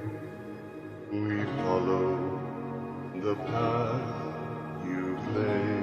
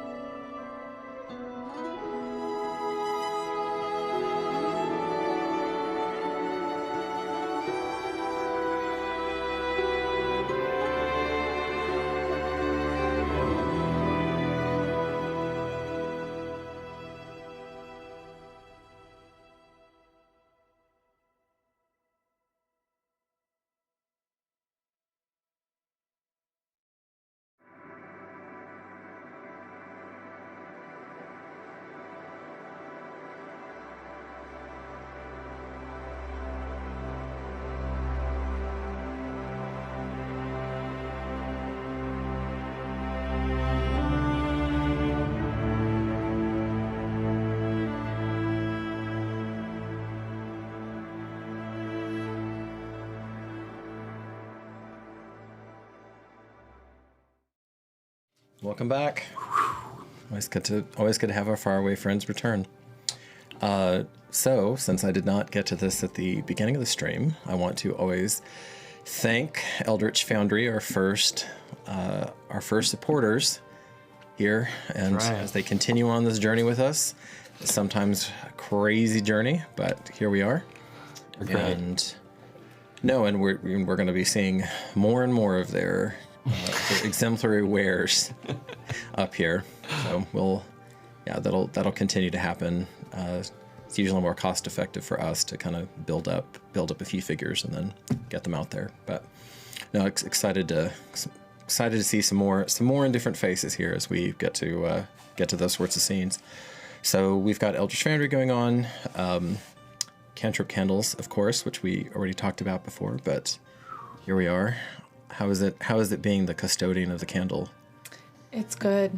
Lights a flame under you. Oh, I do. I'll see it. And this is the back half of the torch on the tower. Yeah, exactly. The back half of the sessions are pretty much all of us finding ways for our characters to eat and talk about food. That's kind of what happens. I'm so hungry. So thank you, Cantrip Candles. Thank you. We appreciate that. And yes. There'll be and on that note, we have a trivia question tonight, and the trivia question and the prize for the trivia question is our very first Cantrip Candle giveaway. Wow! All right, which was in the works for a while, and now it has arrived. You can choose whether or not you want to have wheat, honey wheat, honey wheat, or other versions of their scents. Yeah, there is a all the time. Whole bunch of different ones. Jump on their website, go check out. So many different scents. Perhaps one day there'll even be a Darkeport scent. Who knows? That'd be an interesting. What would Darkeport as a scent be? So thoughtful. Be potentially a lot of different things depending on what session you catch us on.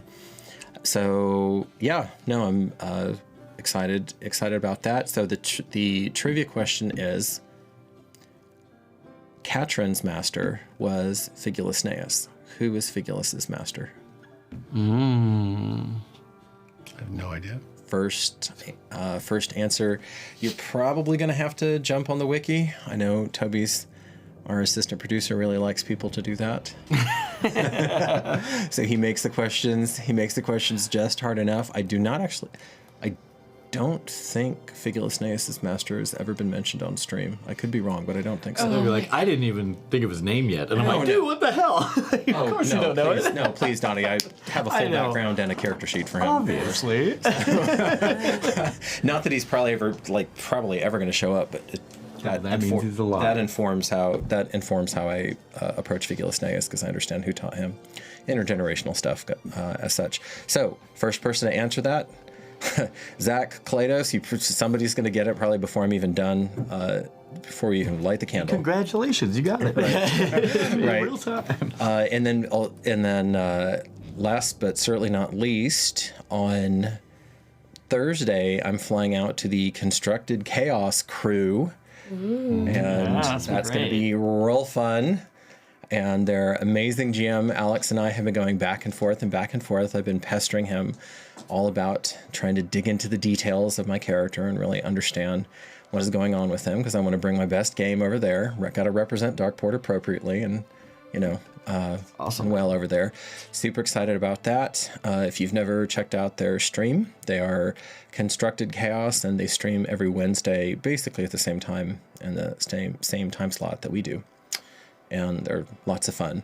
They have a robust and creative system for people watching to influence the game, and that generates a lot of fun too. Mm-hmm. So I think we are ready. Am I missing anything? I don't think so. I don't think so. Okay, I think that's everything. Let's get it. Candle of Taste. You got it.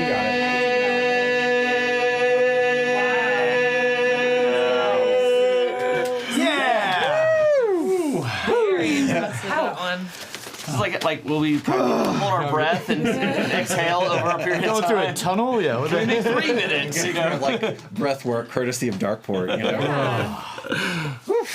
So we were sailing along, and For some reason, the phrase connubial bliss almost came out of my mouth. Connubial. But connubial, yes. $5. And the island's right in front of us, right?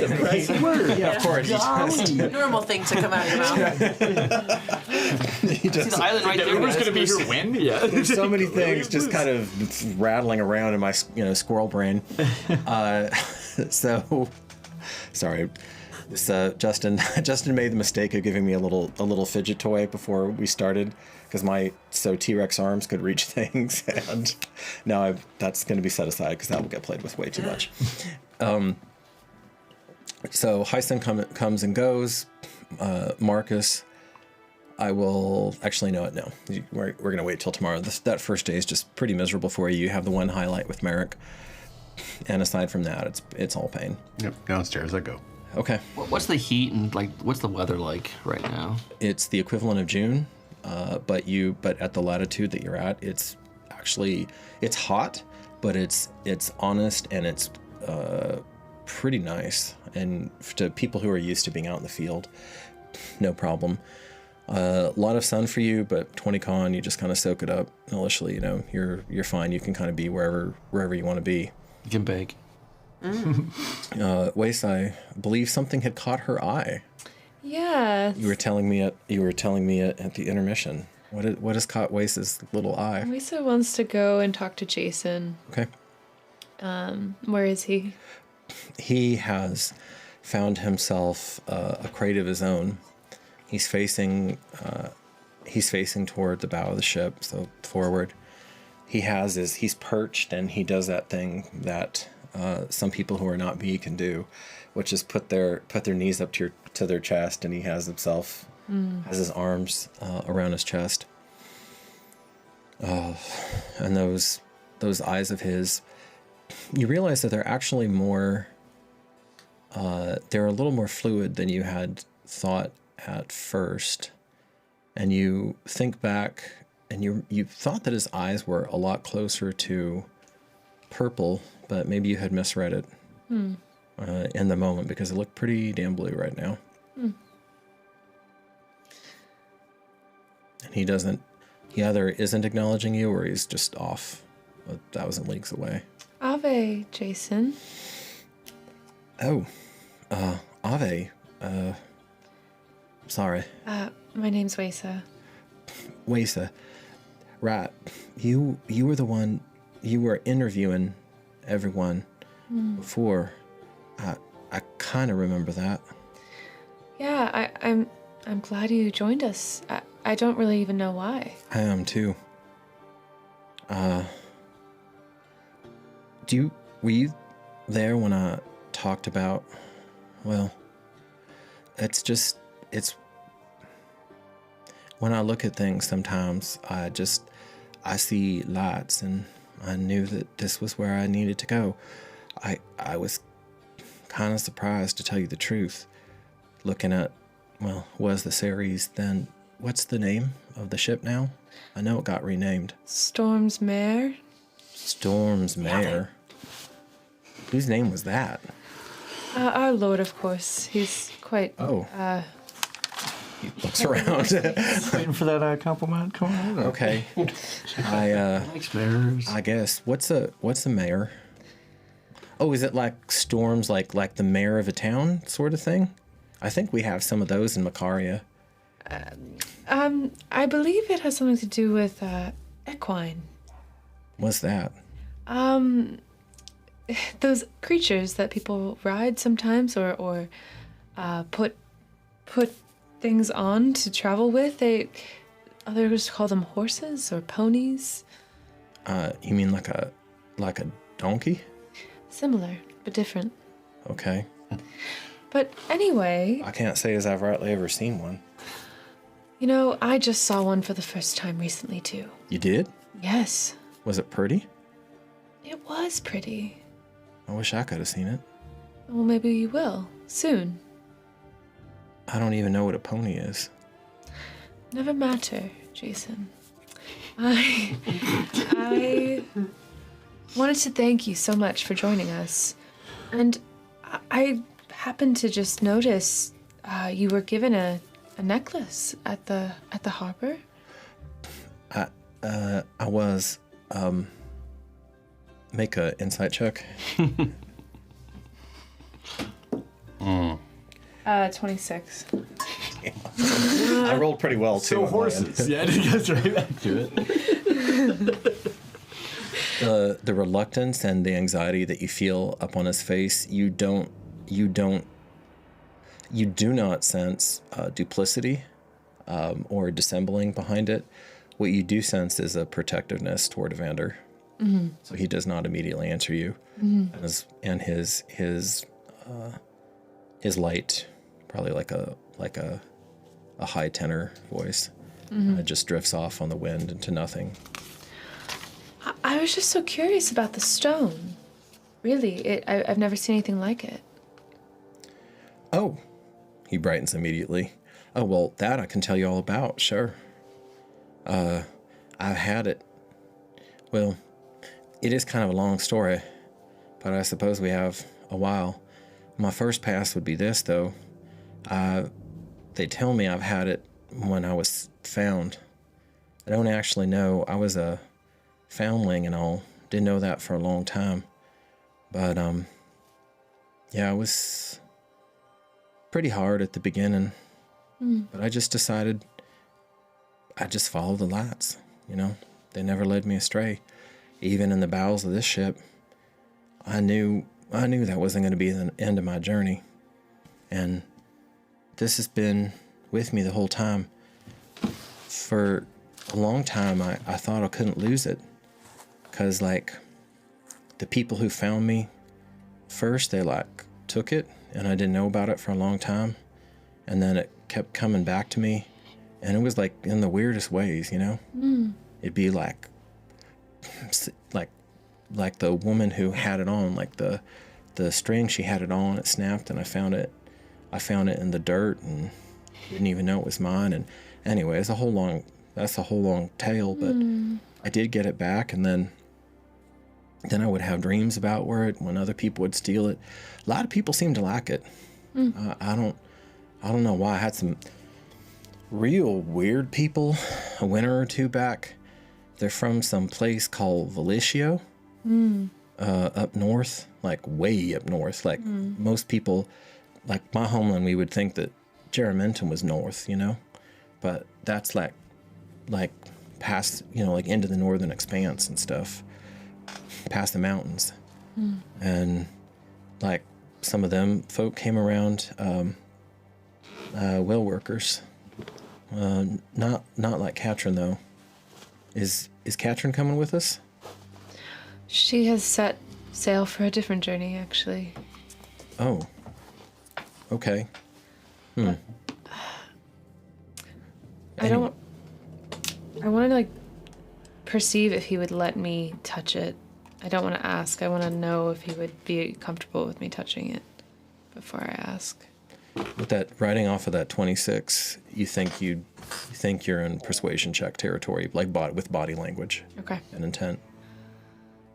Well, it sounds to me, Jason, that there's some strong mana around this object, and what I've heard of people from Valicio is that they are will workers. So I'm curious, would you mind if I just sensed myself the kind of mana that this stone holds? You're a will worker too? I'm my own kind of thing, but I have pretty good perception, and I would love to, with all respect, just feel into it a little bit. Maybe we can both learn about it together. Your lights, they're complicated. There are a lot of different sides to you. Weisa's a little uncomfortable. Of course. And he stares. You see the blue in his eyes gets deeper still. The wind begins to tousle the hair of one of its favored children. And you can feel that fate has laid for this child, for this lad to get this far in that body. As weird as he is, fate has laid a heavy mantle across his shoulders of protection. Much like yourself in some ways, although you don't think he's chosen per se. You know he's not normal, but you don't sense that innate resilience and robustness that's in the chosen. You could be wrong. And almost as though he's kind of sensing that, I can almost always pick out chosen. I didn't know what it was I was looking at. I was probably 8 or 9 before I even knew that not everybody saw the lights. But how could you know, right? We never get to see through another person's eyes. I understand. But with you, I didn't even know until I looked. Right? And he doesn't quite touch you, but he says, right here, and right at the hollow of your throat. That's where I can see it. Like with Lord Titus, it's real easy to see. The blood, I can see it moving in his veins. I can see it around his heart. I can see it across his shoulders. Other places too. With Sergeant, he has another title now. I heard it, but I don't remember. I don't remember it either. Centurion. He giggles. It doesn't matter. He says...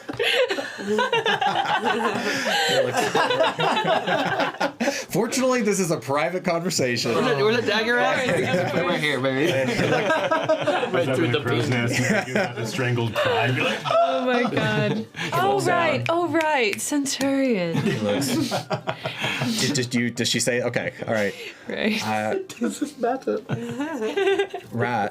No, I think you're right. I don't think it really matters right now. I can see the old power too. It's not quite the same as with human chosen, but they're patents for sure. She's real hard to see, but I think she's real pretty. You're Nilishli, but not the way that most people's eyes would see her. She's a little scary. Like, the way that her lights go, they don't move like normal. They kind of just, like if you put a candle in a shutter and you but the candle somehow got brighter and then dimmer, and then this one was getting brighter and dimmer, but kind of like in a dance with each other. That's how her lights are. They don't flow. Like everybody else's is like water. Marcus is so, I can't even look at him some of the time. It hurts my eyes. So what about mine? You look like you're kind of like a normal person, like a regular person, but I can see from the pulse around your throat, there's a green thread that runs through you, but you have to look real close to see it. But I spotted it. He smiles. Make a persuasion check. 20. Okay, I need your dice. 20, 25. 25. 25. Oh, man.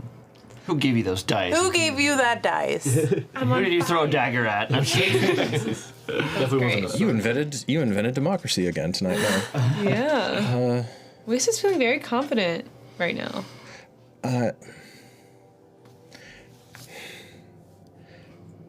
I've learned my lesson about telling people too much about the necklace, Miss Weisa, if I'm being totally honest. But I kind of want to tell you a little bit more. I would be honored, and I hope you understand, Jason. I can keep a secret, truly and deeply. It's just, people have died over this thing. Those people from Valicio, they killed other people, and I'm just so tired of losing the people around me. I should have been dead so many times over. I don't know why I keep getting lucky in these scrapes.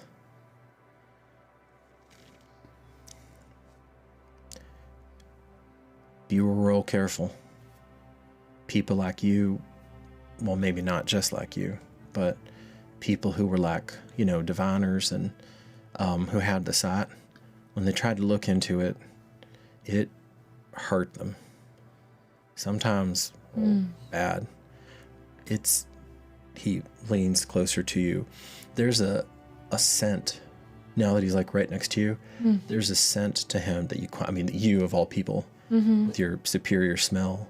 And it's kind of uncanny. It's not unpleasant at all, but it's like your nose doesn't quite know what to do with it. Do I get any information from it? The first thing that pops into your head, kind of like, connubial bliss popped into mine, that doesn't really seem to make any sense to you, is that this is what mana smells like. And he says, I've been told by people who know and I trust. I have a little bit of the sight, but mainly it's just what I've been told. But I know in my bones it's right. Have you ever heard about a place called Crystal Remembrance before? Aye, Jason, I have. You have? Really? Yes. Oh. Well, that saves about a torch worth of explaining. And he gives you this like beautiful, dazzling smile. How old is he? Like, how old is he? You're having a really hard time placing that. Okay. His skin is like stupidly beautiful, or without blemish. Yeah. After everything he's been through, like it has no right to do that. I mean, he looks like he's about 13 or 14, but he's older than that. Okay. He can. The crystals there are supposed to be the hardest substance. They're supposed to be things that even gods can't break, except under certain circumstances. This is, and he puts his little fist around it. This is one of those special circumstances. It's a chip from one of the crystals there, I think. In fact, I'm rather pretty sure. Oh, incredible. If you still want to try to peer into it, Miss Weisa, you're welcome. But like I said, you probably, there's a will worker up north too, not Valicio. Long story, I'll tell you about her some other time, but she's called the Daystar. And she's, I don't know, she's kind of like if a granny was a will worker or something, Kind of scary, real strong. But she's about the only person I've ever seen who was kind of okay after that, and even for her, it kind of knocked her for a loop. Do you want it? I do. Am I going to get in trouble? No. Can you please tell Lord Titus that you're taking this because you want it and not because I'm tricking you? Yes, you have nothing to fear. Okay, thank you. It's hilarious. He waits. Yeah, I would love to just look at it a bit. Not until you tell Lord Titus that you're taking it because you want it. You want me to go and tell him now? Please. Okay, so I'll... Okay. Let's work out the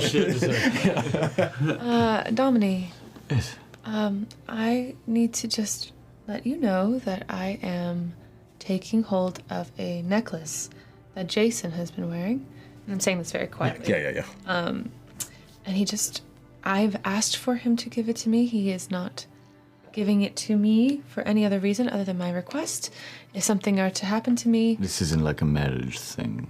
No, not at all. No, I can talk about it another time, but there's some interesting properties to it, and I'm just taking a look. But if anything happens to me, do not blame Jason. right-ho. And I'm saying, it's like, the fuck was she And you see one of the crew members go past Jason, smack him on the arm, and like, good luck with that, lad. Thanks. Because they see the two pretty 14 winter-olds. Can I see them on the deck? Absolutely. Well, unless you went below decks. No, I think I was kind of hanging over the rail watching the ocean. But can I see that she's kind of like blushing? You can see that they've been talking. Actually, make an insight check. Oh my God! 1. Okay. You actually don't even see him. No, I blacked out. I blacked out. No, you see them, but not a natural one. No, you see them, but like you see her. Yeah, dirty one, a very dirty one, dirty one. Dirty. How dare you? No, you see them, and your take is that Weisa is just she's just having a casual, light, breezy conversation. Okay. Yeah. Okay. And there's nothing important going on at all there. But you can't see them interacting. Okay. So you return? I return. I say, Jason, I told him. Do you see what I did? Yeah, looks over at me like, did you see? I just got shrugged my shoulders. I saw. Like I said, it's hard to see you. You got layers, but him, yeah, I saw his confusion, little amusement, little bit of chase with a little bit of consternation, but he trusts you. That's funny. He's right fond of you as well. That's a good thing, especially because he's in charge. And he hops off with that almost preternatural grace. All right.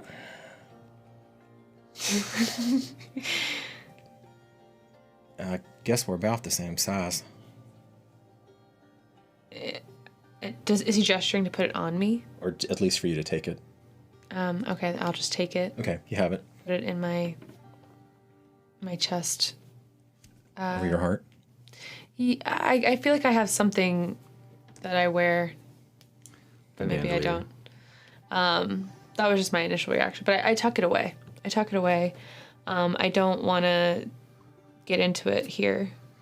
He looks at you and he seems to divine that and then nods.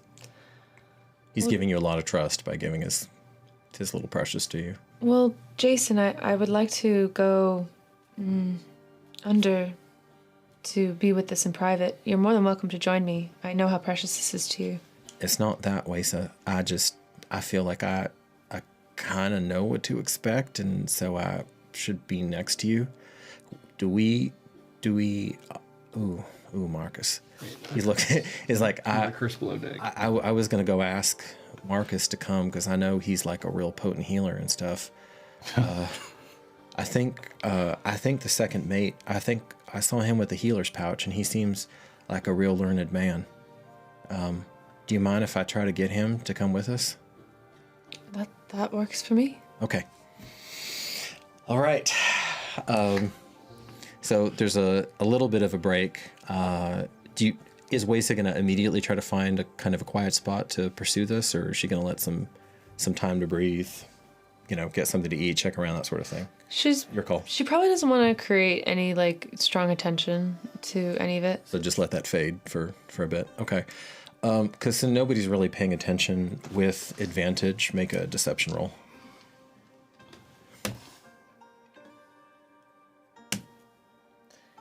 Deception, 23. What the fuck? Like, what the fuck? Girl. Thank God she's on. We need to. Hey, how about a trade for that crystal thing? It's time. Is it time? It's time for a power up over there, Alex. Okay. We're done with this timeline.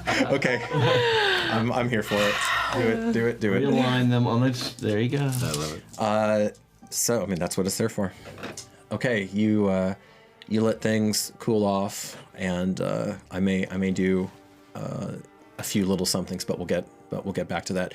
Where do you want to land? I probably need to make a map for the below decks of the ship. Honestly, we have the model that we can pull out for combat, but I think the below decks would be good Yeah. Just to have that, absolutely. just to have that visualized, because you guys are going to be spending a good deal of time on the ship, and you know that it has the captain's cabin in the front, which I think you and the captain are probably sharing up there. No, I would be out with everyone. Okay, so you're not going to do. You're going to pull it. I'd use that as like. You're going to pull an Alexander the Great, and you're not going to be there in the cabin. With my men. Yeah. All right. Is anybody else going to try to get into the cabin? I'm in the nest. Okay. If that happens, this captain likes you quite a bit, Donnie, already, because you've made several persuasion checks and also the way you've handled it and his psychology and everything. Mm-hmm. So make again, 5th Ed doesn't really have leadership, make a persuasion check with advantage. This isn't for any particular moment, but I want to see something with the captain. That is going to be a 21. That's probably good, high enough. And a 22. 20, okay. So even though the captain, with that high of a roll, a captain has no idea, all these little machinations are going on, but he says, Advisor, right? Advisor Weisa? I've been thinking about it, and I see the way that your lord handles business, and I kind of like the cut of his jib. I tell you what, some men think it's bad luck to have women on a ship. Personally, I think it's stupid. They've never seen a wind caller. But anyway, the important thing is, after some due thought, it's probably best for a host of reasons. Why don't you and Cursebreaker over there take the cabin? Oh, what a wonderful offer! Thank you so much. I figure if a lord with ancient blood can sleep out under the stars, this is fairer right now. Advisors, easy nights. And I just give like a very grateful, slight bow. We'll take great care of it, and of course, if anything changes, we're flexible. Give me a couple flickers, and I'll Give me a couple flickers, and I'll have my gear out of there. So. That happens. Sweet. Yeah. So you and Nilishli get the cabin. Nice. Is that bunk beds? Love it. Braid each other's hair. No, I'm joking. What dark magic? Was I in earshot of that? Make a perception check. Okay, come on, guys. It's me 7. Okay. So that's 5 times as good as it was. You've been crushing it. Yeah, I'm gonna say, actually, you know what? Let's turn to Nilishli for a moment, because I feel like she's having an experience.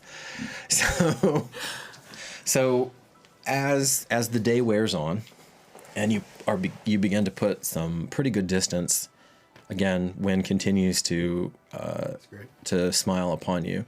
You really getting some good distance in between now, and you've probably just about made up the time for the latest start, just as good as if you'd cast off immediately at dawn.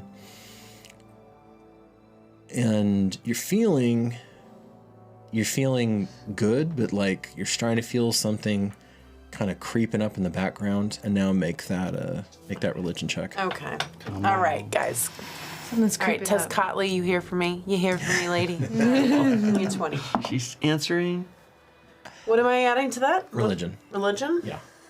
Intelligence. It's an 11. Okay.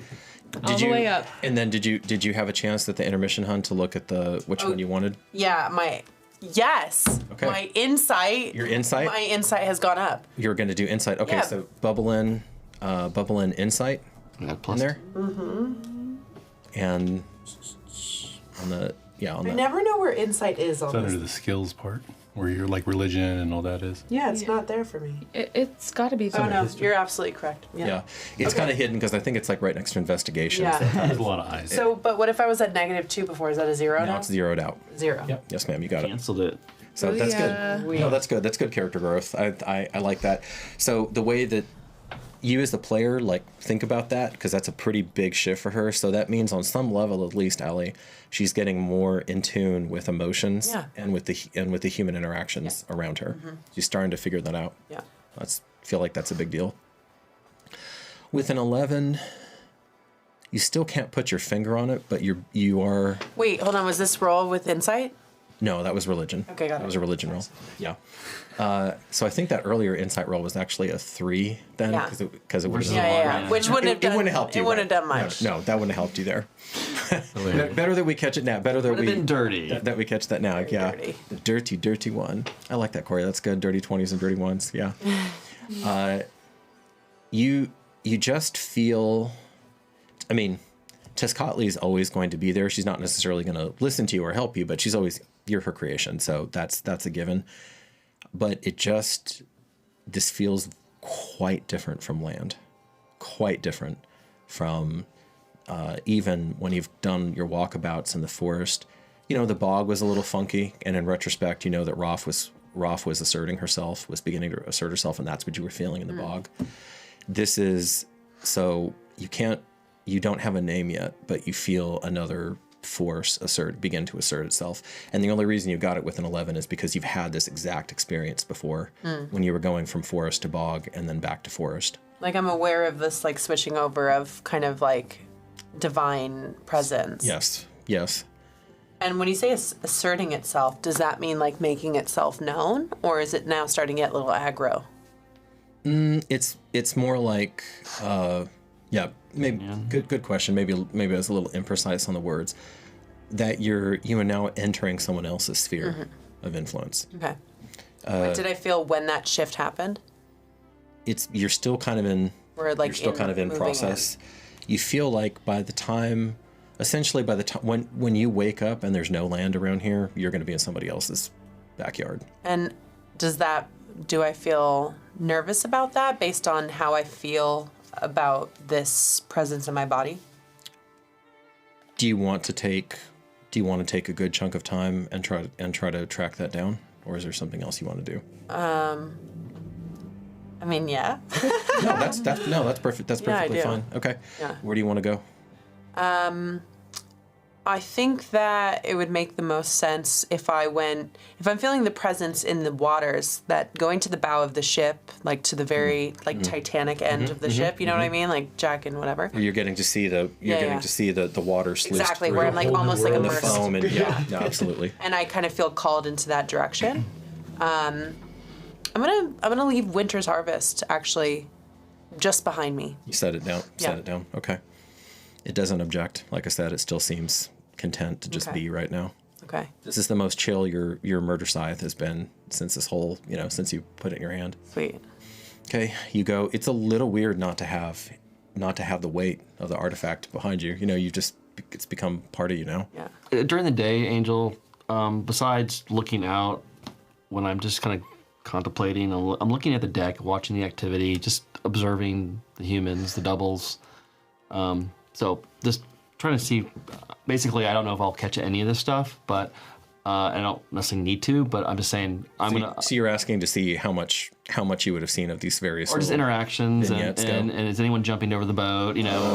Okay, let me finish her scene and then this is a side thing. Yeah. Okay, so you get to the bow. You're seeing the waves.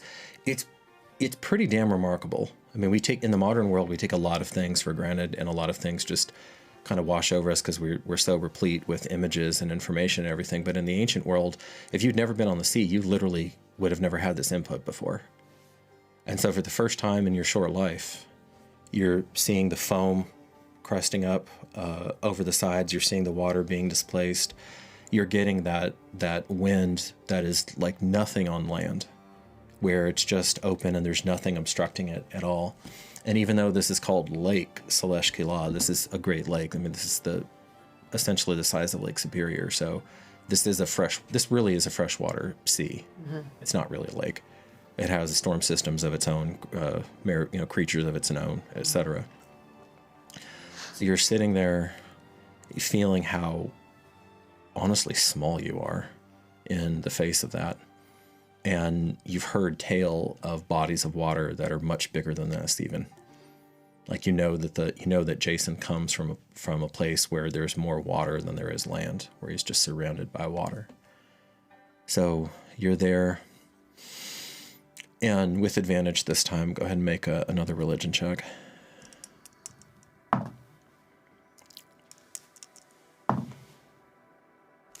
You guys, what's going on? I don't know. She's What's out going of her on? bearings. Yeah, She's that's never fine. been- It's fine. That's gonna be. These are new experiences that your wisdom needs to grow into. Yep. That's a 10. Okay. So the presence is quite different. Again, don't have a name. You haven't made that you're kind of I'm picturing you. Tell me if I'm wrong, Ellie, but I'm picturing you kind of trying to make the acquaintance Yeah. of what the power is here. Yeah, definitely. And this is it feels to you like a far more tranquil presence than what you're used to. Certainly than Roth, but even Tezcatli, you have a bit of a bias because she literally made you. She's in her active mode right now, you know.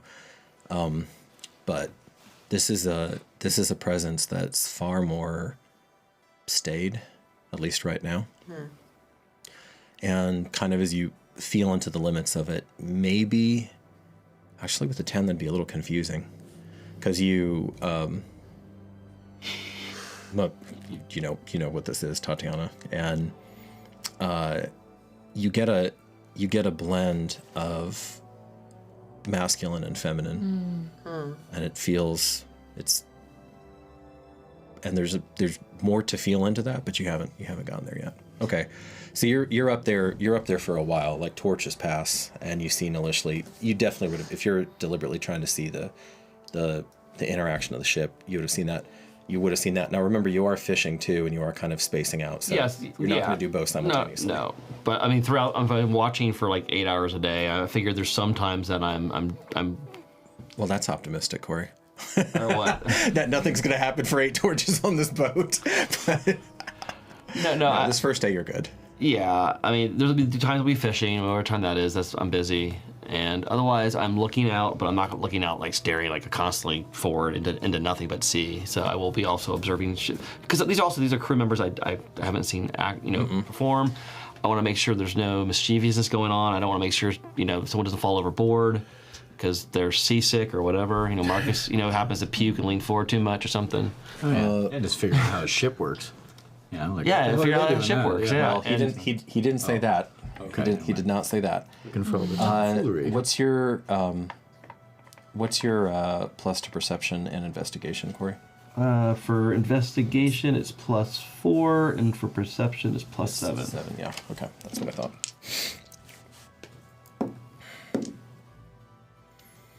Yeah, I mean you're watching a well-oiled machine. Even the one Yorgos who came with you, he seems to have just fallen right in as soon as they look competent. He doesn't buck anybody. He doesn't try to make a big deal out of the fact that he's from Juramentum now, and these guys are quote unquote just hire-ons. So you're seeing a pretty effective crew. If there's something more nefarious here, you haven't spotted it. Is there anything specific the captain's expecting me to do, a report or whatever, that I may have learned, through the process? I mean, I'm on the crow's nest, so is there like call downs? Is there signals? Is there anything that he's like, you see something, do something? You're at the crow's nest for a brief moment, and then you get kicked out because somebody with more experience needs to be up there. So they basically let you have baby's first crow's nest. Well, it doesn't matter. But after a couple torches go, you're like, all right, you're out. I'm up. So if you want to dedicate your time to try to learning that position, of course you can. If you want to go do something else, you're going to do that. Dominic, they seem to have better eyes than me, or at least that's what they want. I'm sure they know what to do on a ship a little bit more than you, but maybe we can learn something when you observe them. I can try, I guess. I'm learning how to navigate. So I'll talk to whoever the Cronus senior person is and see if I can kind of shadow or just understand. You can shadow, yeah. No, the captain they're makes not. the rule. Yeah. They're not hostile, but they're also not indulgent. They just they do their thing. In Weisa's case, it helps to be a high status, beautiful young woman. as far as being thrown. Also, the captain doesn't want any stupidity, and it's easier to just have them in a room with the door that shuts. And babies. But the gist of that is you follow him around. If you can get. It's like land blank. What do you say?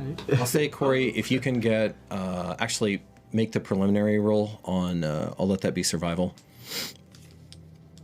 Unless a high DC, because you don't have the skill. Yep. It is skill. What is it? Survival? Yeah, survival. Oh, it's a 21. Okay. Dirty. Well, it's a 21. 21. So, if you can get two good days of shadowing in, I'll have you make the official roll to see if you can get their call and response system, what the timing is, what they're talking about when something, because they have a beautiful shorthand that you are not, in the same way that they would be lost if they were out on patrol with you, and you and the Myrmidon have a great shorthand. You're into an ecosystem, and in the same way that you would never compromise the safety of a patrol by some overeager newbie, no matter how hot shit they thought they were, they're not going to compromise the safety of the ship because you have good eyes. Right. That makes sense. Yeah. Okay, so mark that down. 2 days. If you can get 2 good days in, I'll have you roll, and then we'll see if you're ship shape. Okay. Thank you. Yeah, sure. No, it's being good and proactive.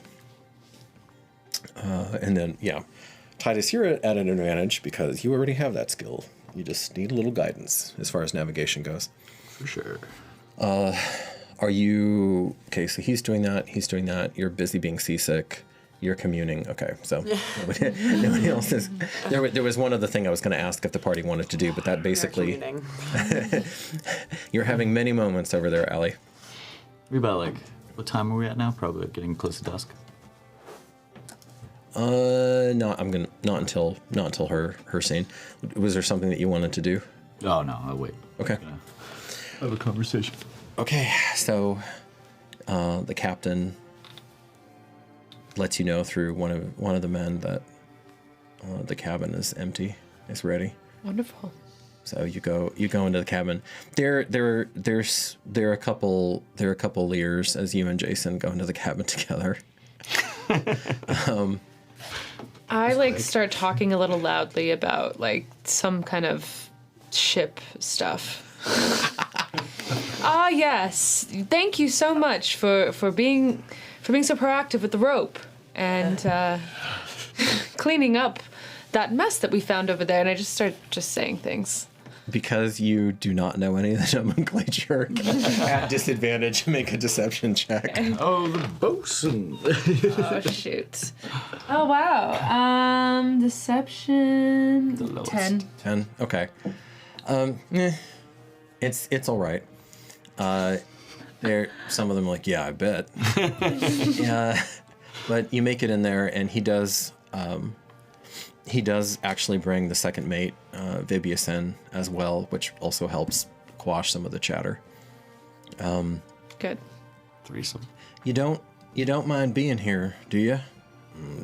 Not if you think it's going to be an issue. No, this is the second mate. He says, if you don't mind me asking, advisor, do you have any conditions I should know about, or any prior injuries, experiences that might make you susceptible to, I don't know, anything along those lines? I want to know what to have prepared. I'm quite healthy, but Jason, you've seen people interact with this artifact, and what is the common experience you've seen? Drop to the ground, kicking, screaming, hollering. Sometimes they start thinking they're other people, or they start, channeling ancestors or channeling different threads. It's kind of a thing. Kind of a whole scary, terrifying, cosmic thing. Okay. They say, advisor, that crystal remembrance is, where the gods first made land. And that they use the resonances of the crystal to sing the rest of the world into existence. Quite powerful. It's, yeah. And second mate says, yeah, I don't think I have an herb for that. But I will, I'll make sure you don't bite your tongue off and that you don't smash your head on the deck too much. I really appreciate that. If things get too out of hand, and you don't know what to do, you can go find Nilishli. She'll be supportive. Supportive, all right. That is, You've heard about her. He's not Karian. Yeah, he says, supportive. Yeah, no, I have. Yeah, I heard all about about 10 yards that way, She's quite powerful, yes. roiling tentacle shadow thing out of Nightmare. Yeah. You're welcome. Okay, yeah, no, we'll go to her for support. Got it. Okay, so... And then he steps back and... Yeah. So first I'm just going to see if I can smell anything. No scent. Okay. Which is a little weird. It should have some scent if it's been against him this whole time, but... Almost like the scent just slides right off of it. Okay.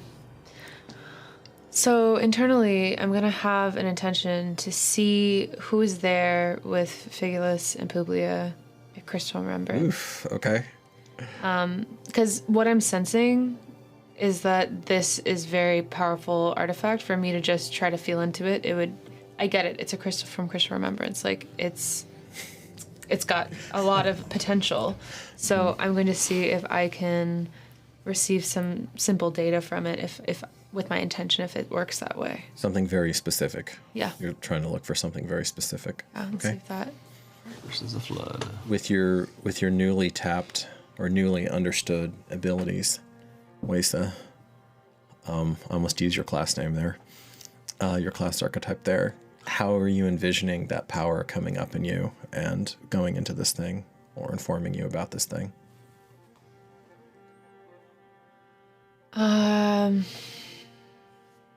I'm imagining, even just like in my mind, that I'm back in the hut and that I'm sitting around this like source of mana around me. Mm-hmm. So it's not me, it's the mana around me, and that it comes up through my body, through my hand, into the crystal. And it's like I'm bringing it in, not all the way in, but I'm bringing its essence in. How does that power feel to her as it flows through her? Because it's there. The mana? Yeah. Or, okay. Like not the crystal. No, her own strength. Yeah, her own strength. It feels like just a rush of wind and movement in her body, and it like also just brings her beyond time. Okay, so you try to dip into this thing. Got a new character sheet? Nice. I'm factoring that in because I know how that ability works.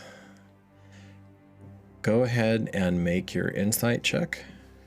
Cool. 15. Okay. So, for better and for worse, you project yourself into it, and again, you feel this. You had first felt it, actually, ironically enough, you'd actually felt it on the ship for the very first time when Merrick was tapping into Roth's powers, and now you understand why this thing was flaring up in you to defend you. And it would have made it, well, it would have done something to defend you. The same thing that Publia did when she was taking you to Juramentum, and you ran into the people there who wanted to stop you. So you're sitting there with it, and you realize, at least at this time, I know it's kind of anticlimactic with all that buildup, but at least at this time, as you're trying to run yourself into it, you're not finding a way to interface with this the same way that you could with the vials of blood. I assume, by the way, that you took that you took the last vial with you, the unexplored one, from the sub chieftain. Saving it for a late night treat. Yeah, for a late night treat. Pastry. Yeah. Yeah. And you don't necessarily think that this is beyond you. You just don't think that you're using the right tool the right way at this point. And you can, you're very disciplined. So you manage to like kind of block out, but as soon as you start stepping back into yourself after you've exerted that for a while, you're not sure exactly how long because you lose time in that state. But you come to and you see Jason just crouched, like nervous. I mean, a little sweat going down his forehead, ready to like so sweet. Ready to grab you if you start to fall. Remember, this is the same crazy kid that put his little body in front of the face of the sub chieftain that was trying to reach in to get Catryn.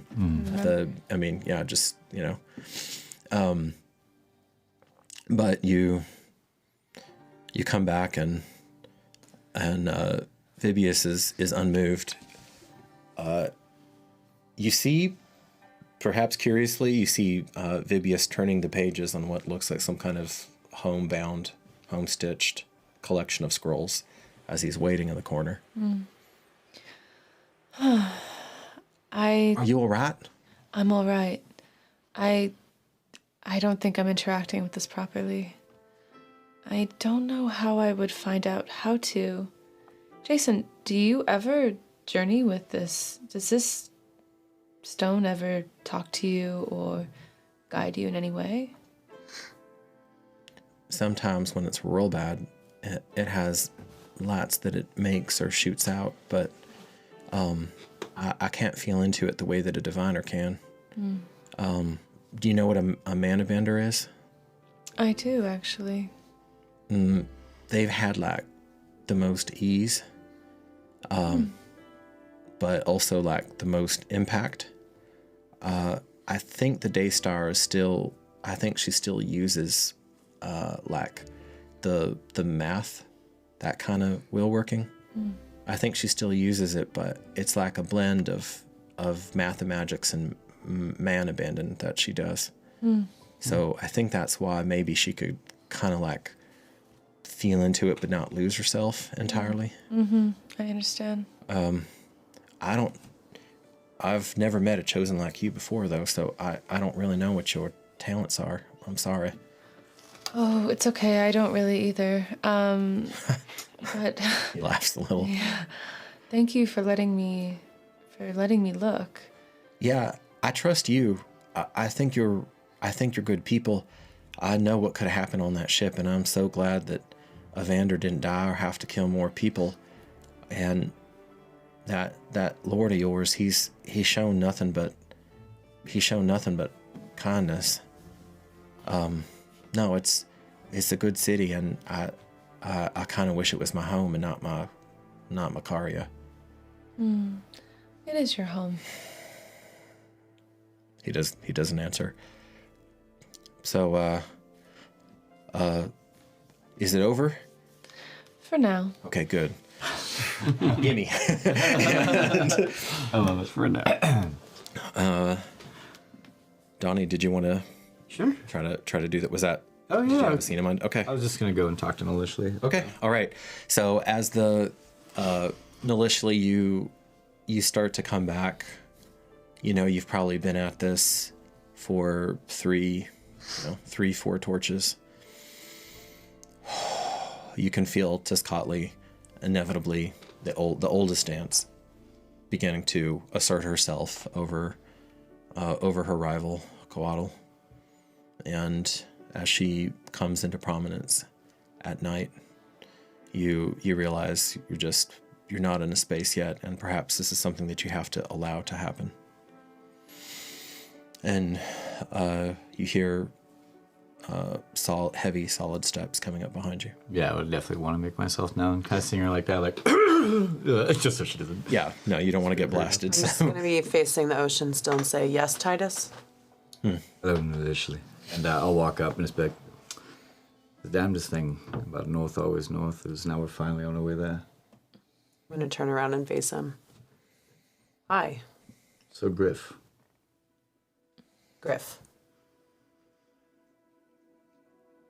You feel bad, and are you trying to make amends for something?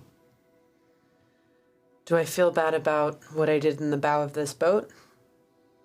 I'm going to look over to Winter's Harvest, and then I'm going to look back at her. Do you mean, do I feel bad about the damage I did with my own weapon to Griff? Yes. Of course I feel bad. It wasn't you.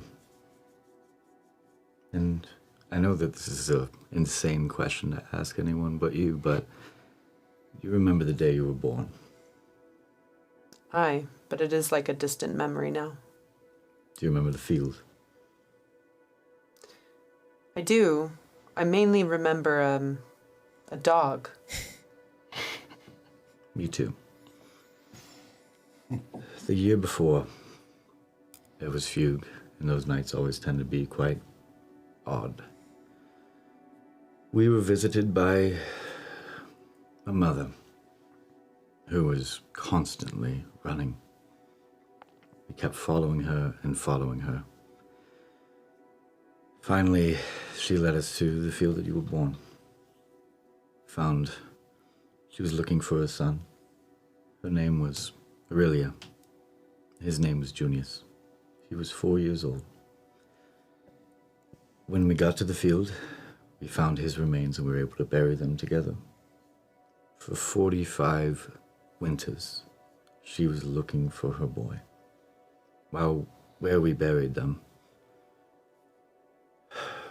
that's where you came.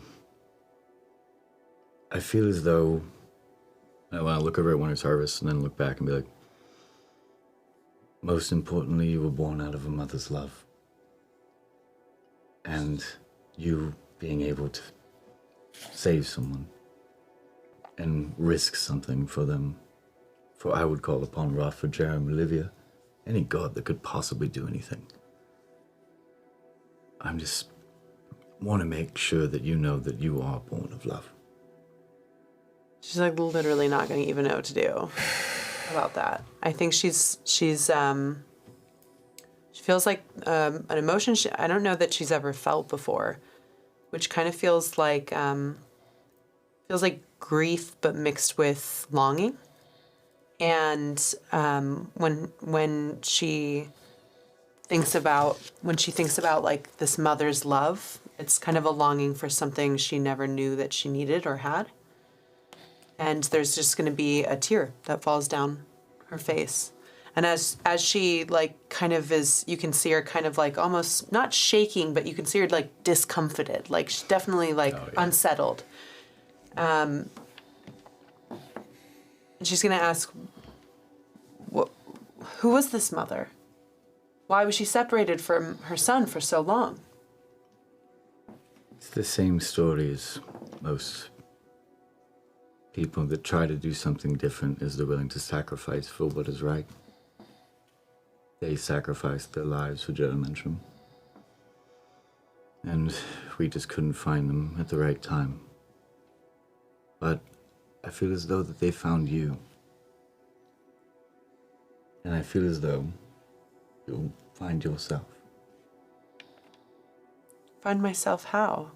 How can I trace this mother who I cannot find or touch? By loving.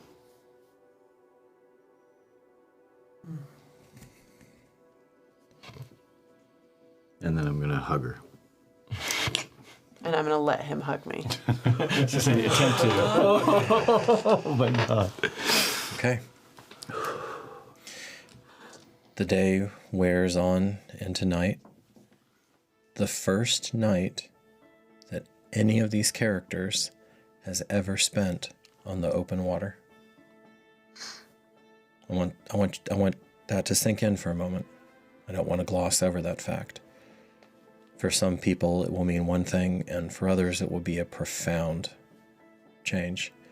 The only thing that the Fellowship knows for a certainty is that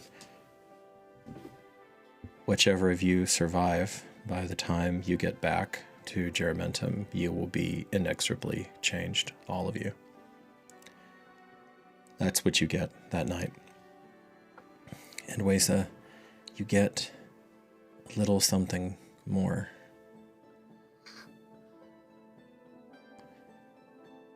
Wake up. Wake up, little sparrow, little Paisha. I want to take you to your brother. And that's where we'll end it. Yes! Oh, man. Okay. Little sparrow, little Paisha. Well, friends, faraway friends, connoisseurs of fantasy and curiosity seekers, we have arrived at that time once more.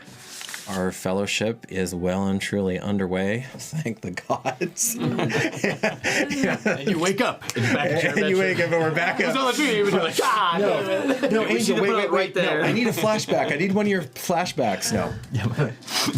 Nope. How did we make the rope? You just have amnesia. How I'm did sorry. we sew the sails? But we are off, and we are underway. We are speeding toward a mythical island, and what awaits them there is to be determined. So I will, as far as our live stream goes, we will see you back here on April 2nd, which is when our hiatus ends. But we are going to have something at the 1900 at the 7 p.m. time slot each Tuesday. Just a little something, the interviews that I talked about beforehand. So if you haven't voted yet for Most Valuable Player, MVP. Please do. Or I know Grim has had to run off, so there is a grace period of tomorrow where you can vote in the comments if you want, or if you just prefer to vote in the comments to have it memorialized. Of course, that's welcome as well. Helps with the algorithm, yada, yada, yada. But with all that said, while you are out there on your journey, take good care of yourselves and the people around you, and stay curious. Thank you so much for your time and being with us. Thanks, guys. Woo!